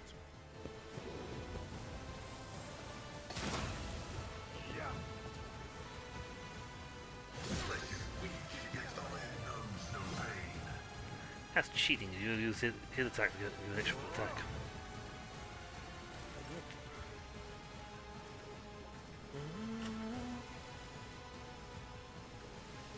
If I may,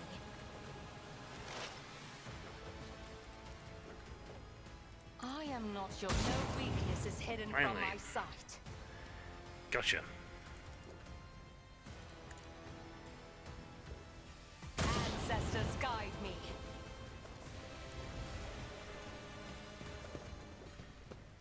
Follow my lead. The Omnissiah condemns you. I understand your intent. I'll open you the visor.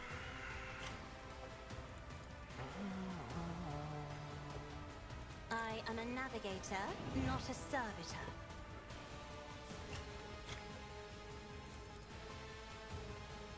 Isn't this a job for the serfs? For the glory of the Imperium. Right, what is up?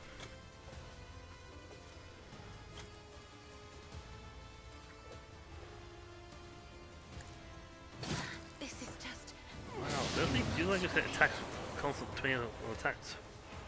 I can retaliate indefinitely. Break them around.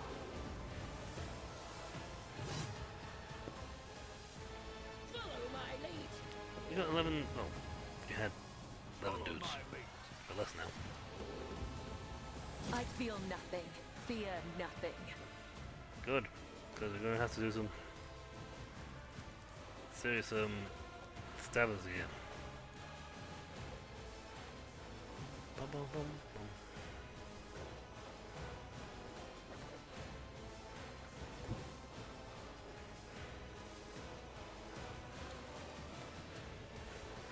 Let's see if there's definitely above this turn. Remember, please. What does definitely turn above does what you do?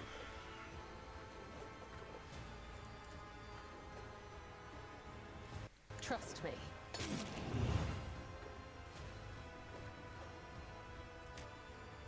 Let's see, any buff can give you. The shadows will see it done. Oh, only you As there, the so. tenants demand. My blade whispers your name. I also have Brutal Strike. Not sure how it's nice piece of target things. I shall not fail.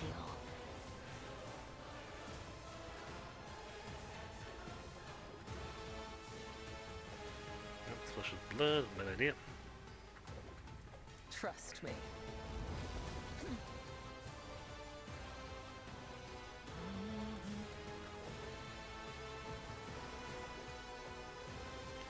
Blood oath. To use. The shadows will see it done.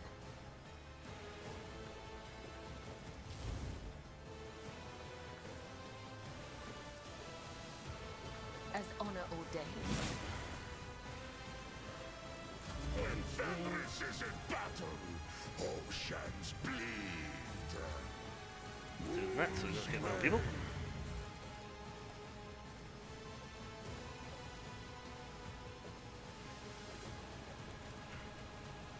Don't you die just yet. I can see bright colors again. See how the feel the icy bite of death. Let's see, I've got enough points for one thing and only one thing.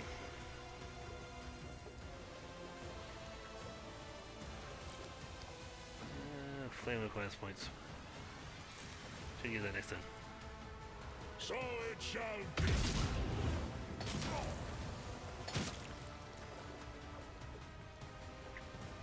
Reading damage to bulk. That's just cheating on these guys are doing multiple strikes. Now multiple turns. Corpse blade. Get out of there.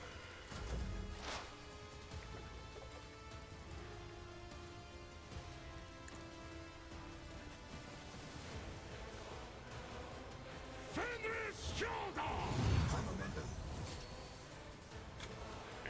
I don't even use a thing.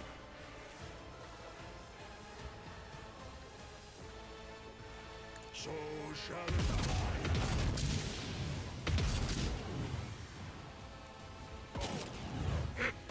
Get out of there.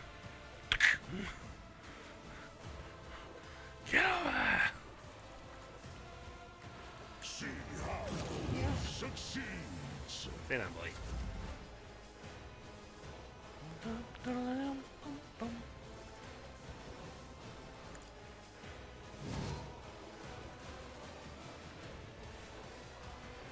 Well, the visor guy is getting a pummeling, which is good.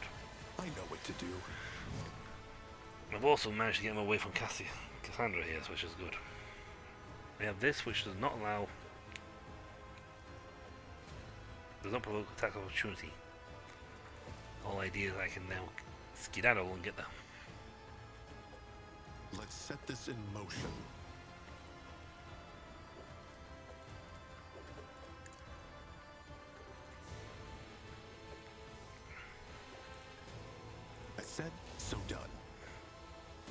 allowed to run.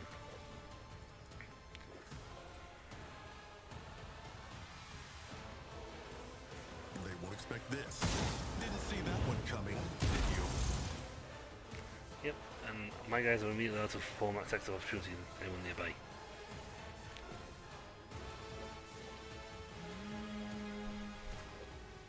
I know what to do. They have massive dodge skills. Very annoying. Attack always hits and always scores critical hits. As said, so done.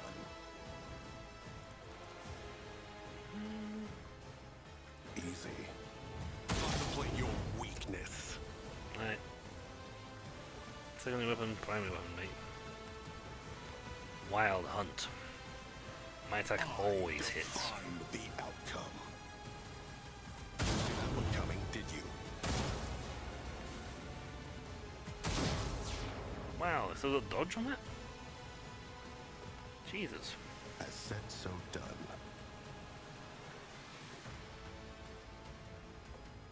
These guys are just very good at dodging. And I missed. But for the most part, these guys are just very good at dodging. Manageable.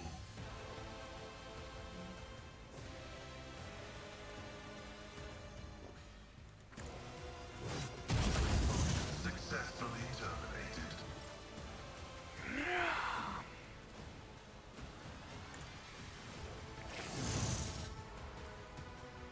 Let's see, I've got this as well, so...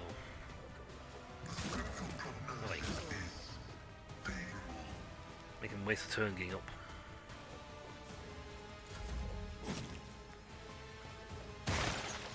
Yeah. We're going back for Cassia again. There are many paths to Yep, death. went straight for And Cassia. you chose this one?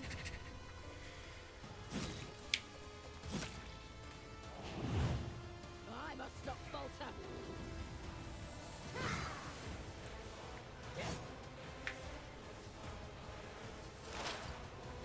No weakness is hidden from my sight. Still got you.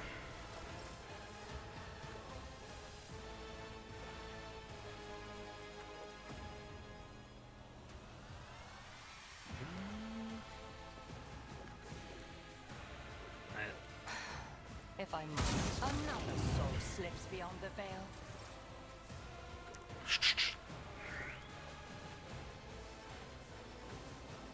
No, for killing him, yeah, it's a good idea. If it serves your cause.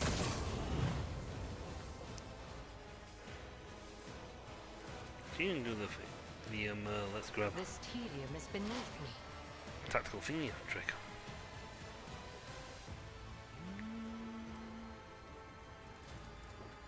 Let's I set that for next understand turn. your intent. I deal death with my You did? hands. Moving out. Oh, now there's only 6 of them.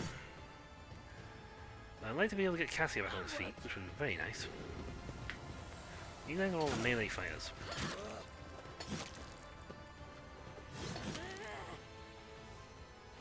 Weapon at the ready.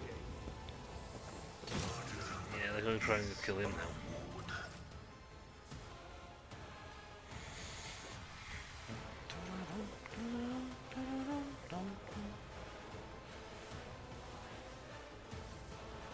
As the tenants demand.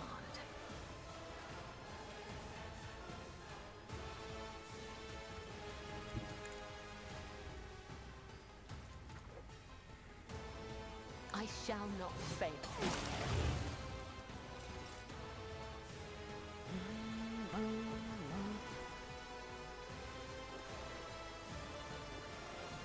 Unfortunately, I don't have the ability to hit no attack right now, which would, other than that, which would hit my own people. Trust me.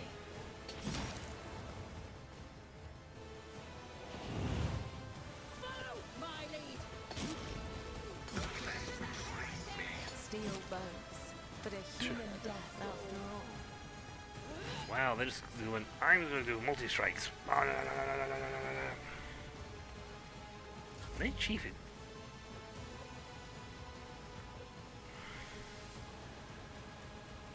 Can I have like my guys revive for the next fight, you know?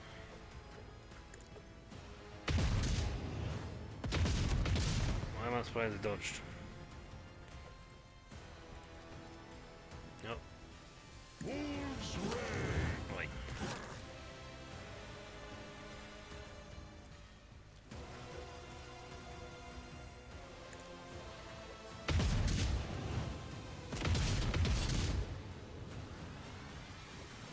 Let's not try and hit from in the air. Better than a warrior of the All-Father.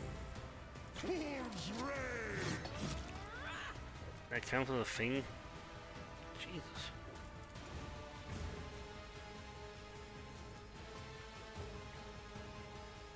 On the rare chance he actually hit.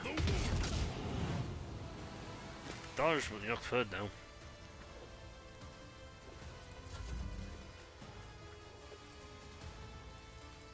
I mean, half these guys are dodging attacks left, right, and center. Let's set this in motion of done and done. They won't expect this.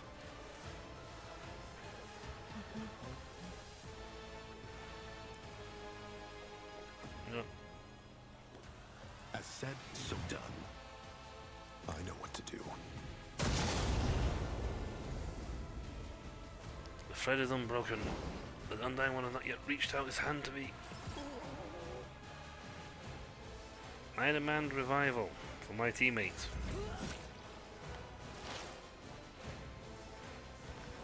I mean, seriously, you took two of them off me. The guys with cheap dodge skills. I am not your Caesar.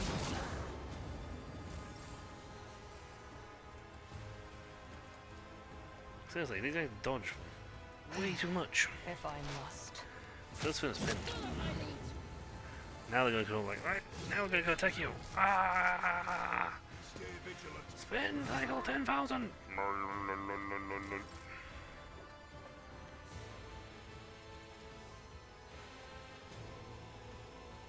Can't use on them, they're unconscious.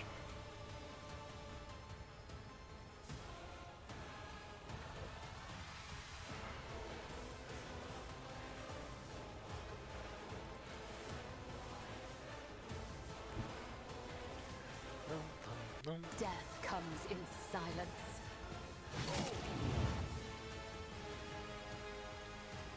The I'll use this shadows now, yeah. see it done. Caught by the web. See, maybe Malazai would have been better. Because he is brutally good at combat.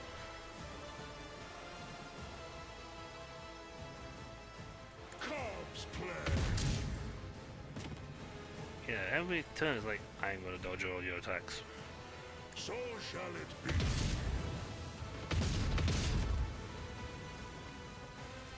What is the point of having gun if enemy just dodge it all time?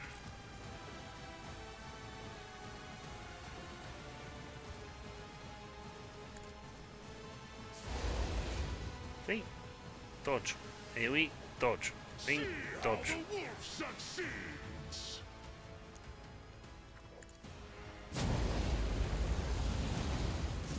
You're supposed to have 35% dodge, not... Oh, dodge at the moment is 95%. Apparently she's got massive... Fistwinner has absolutely massive dodge skills.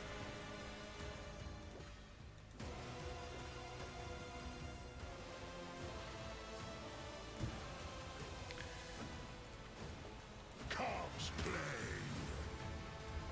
So it shall be. Get out. Dodge skill doesn't work quite as well when you're flat on your back. Oh, what's your dodge rate right now? Dodge, 72%. Yeah.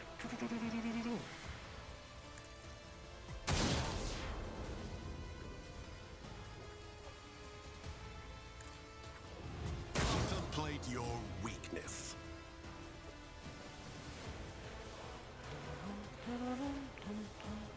As said, so done. Oh, this way, I missed on that one. Momentum.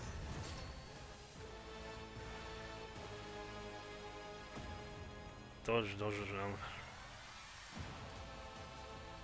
My heart sings with the thrill of battle. You're not dodging that one, mate.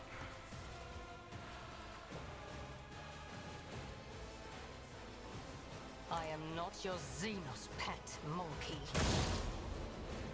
That one just played missed. I understand your intent. Wow, that missed as well. Not on the floor. I am not your Xenos pet, monkey. Marazai would have kicked them butts. As honor ordains. You need like Trust me. more attacks. Come. The other side awaits.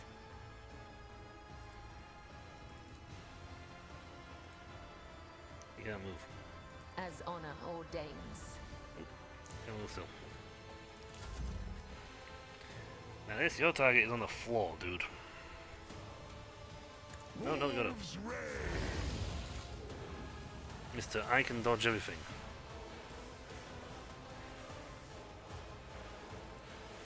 Fifth Spinner is probably the nastiest guy in the group. See how the wolf succeeds. Let's see you dodge this. Feel the icy bite of death. So it shall be. Not so tough now, are you? Well, you can't get up.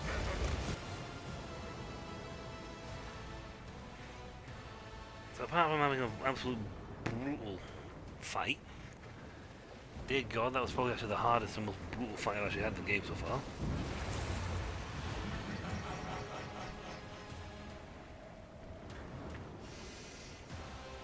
I will be your end. Good, they woke up. Tomorrow you will be dead. Request approved. Not today. Well, potentially. Oh, it's on this side of you. What picture? A picture square.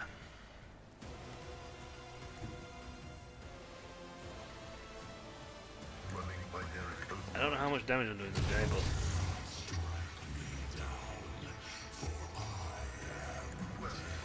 approved. you say that, and it's probably true to some degree.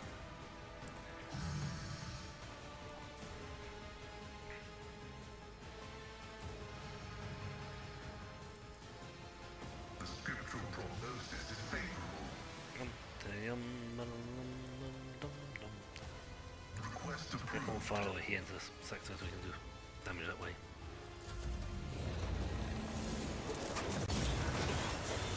Unpleasant. Am I ending my turn or not?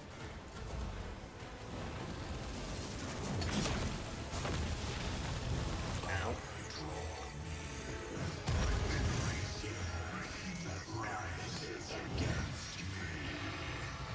I'm going to waltz over here now.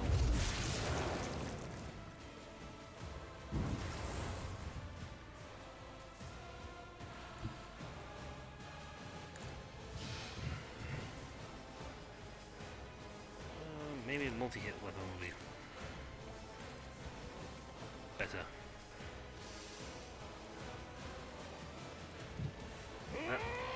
Even though your accuracy is absolutely off the charts, So it shall be. you ain't missing anytime soon. Wolves red. My thrust is ruined. Death. You say that, but I'm gonna See how the wolf kick you anyway. succeeds.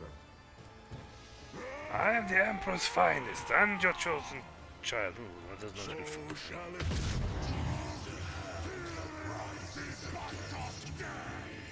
You say that, but I'm still gonna keep shooting you. None can do this. Become worthy instrument. Don't worry, I'm just gonna load up a gun. Okay, back to shooting you. Wolves red. I don't know. Apparently I can still use my attack even though I'm next to you. to the end over here so they won't get me. Let's see.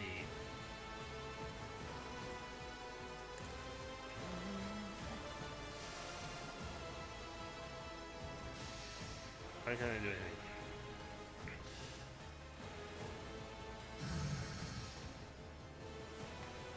I just did that, so why can't I trigger this? If only that were possible.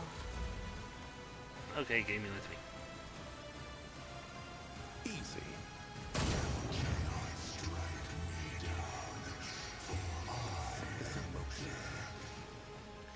You say that, but you're not the Emperor. I know So what I'm to going to do. strike you down all the same. Also, I have to. They won't expect this. You keep attacking me, but quite frankly, it's not going to kill me. As said, so done. Okay.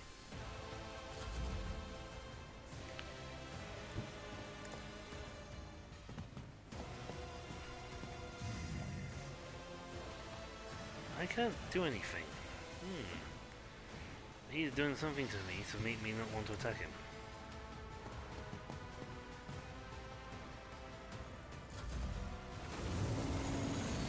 The failure of their crude machinery was inevitable.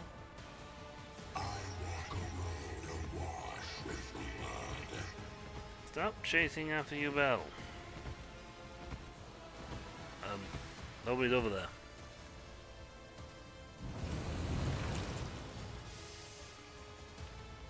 Oh, why has he walked over there? I don't know. Oh, Pascal's down. He did some weird "you die" on Pascal and killed him.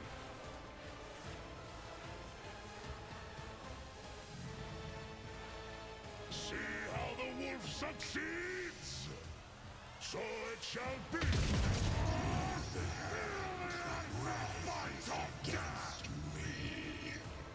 I feel that I am the hand that rides against thee. Can do this better than a warrior of Even if I the missed. Father.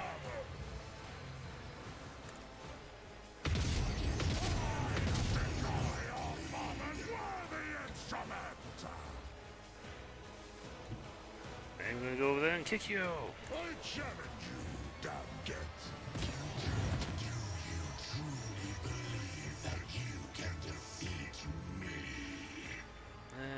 Ooh, yeah, not that. Unfortunately, I've got any more text I can do, so I'm gonna reload. So it shall be. I need no turn.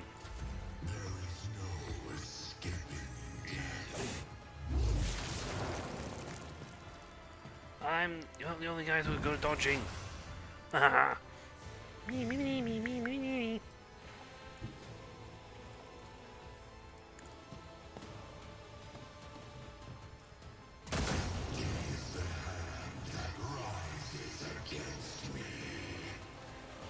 I do. I am Torment you, Bell. Let's set this in motion. And I have no clue how much damage I'm supposed to do with I you. know what to do. So I'm just gonna keep shooting you till you drop. Oh, a lot of damage.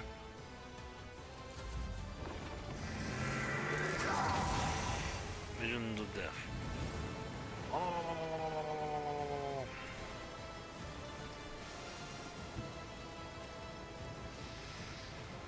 I'm not accustomed to being ordered around.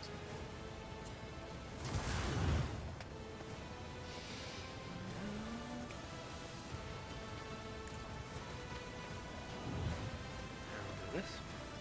Isn't this a job for the serfs? Do Ah, not just outside my dare range. ask. Yelty, would you like to put big bullets in him? Yes, please.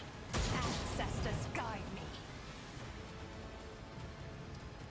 She is Aldari. She doesn't care about you. This tedium is beneath me. I shall not die. Oh, got him.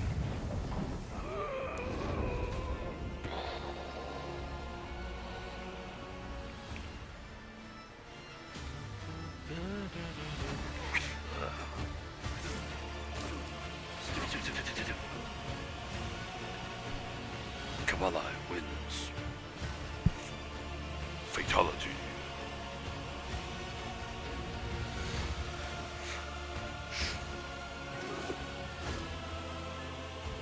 And this is why difficult is weird.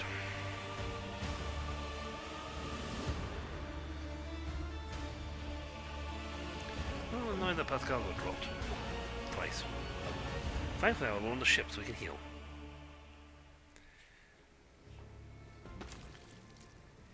Mine.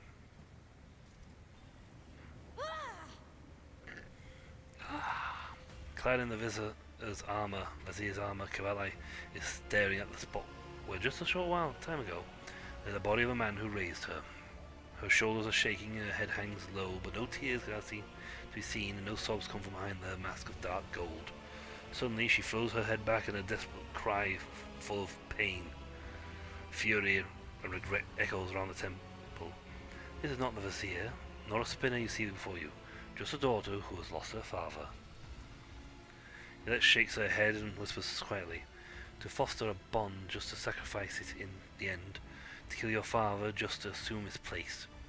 Your kind's fear of what you perceive as a weakness is, in truth, your greatest weakness as of all. One that leads your spirit into a trap with no escape.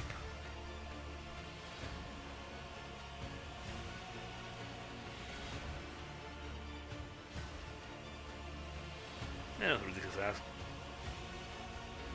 The tenets of the web teach us never to regret or hesitate, but I could never have imagined that I would one day have to make a choice this painful. I did what I had to be done, but that does not quell the pain. I know he is in the Undying One's hands, but that does not soothe the grief. I know I sought vengeance against him, but I feel his absence already.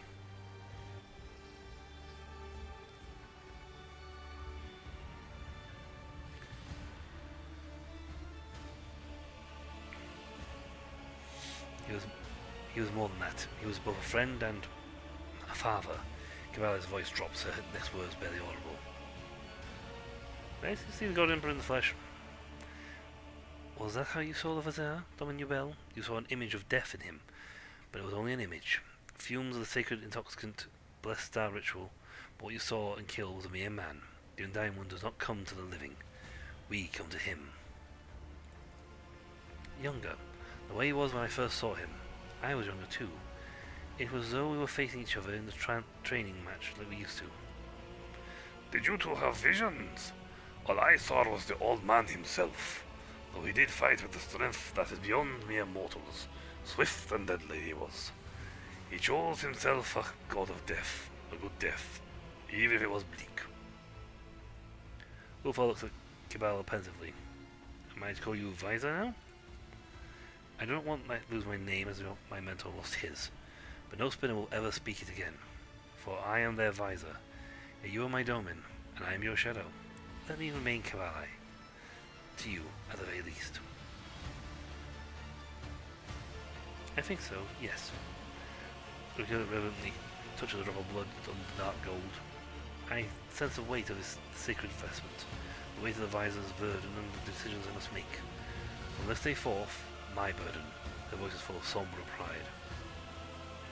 On the web, she'll raise her head and peer into the Undying Emperor's dark eye sockets. We will not stray from the tenets. We will not forget our predecessors' sacrifices and our Visor's teachings. Service to the Undying One is our life, for he is duty, he is death. So is the spinners, her voice thunders under the temple's vaults. Bow now before your new Visor. 100 whispers reply. Death salutes you. What is it? Now, let's loot the bejesus out of them. Good armor. Yeah. Let's see. We'll keep. Power blade. Bloody blade. Bloody blade, so. Send all the bloody blades over to save 1. Power blade save 1. Breastplate. Robe. Breastplate. Breastplate. There you go.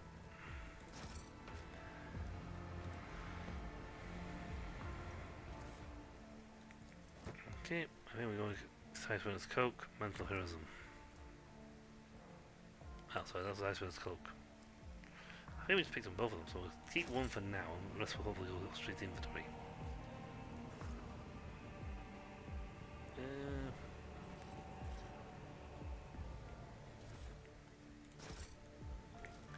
So, with that, we have cleared Cabalite's trials. Cabal's trials here. Bygone Sorrow. She's now wearing his armor and his helmet. Whispering Mercy and Singing Retribution. Both good weapons. Still a bit cheap that they had about 9,000 dodge, but still.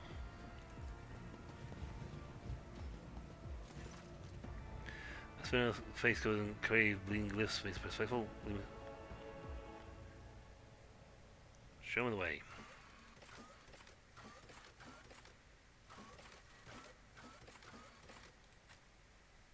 Back to the bridge, for we are done. This tale for today has been spun.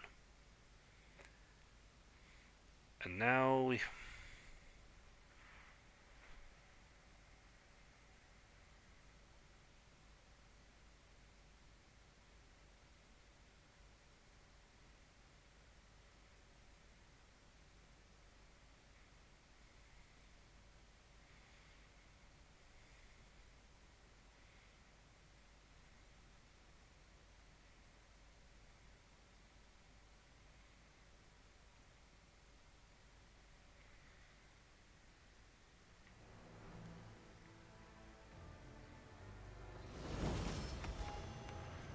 We have levels to do, but we'll do them next time. That was not fun. It was not a bad fight, but that was not fun. They had a nasty habit of dodging everything. And we were pretty combat ready. I mean, I brought guys who were pretty good at fighting. But that's that for this one, folks. When we come back, we'll go to the Marshal guy right here. Get his thing on the way. And then I suppose we'll have to actually go and do the quest for the Inquisitor. Oh well, that's for next time. So until then, I'll catch you all later. See ya.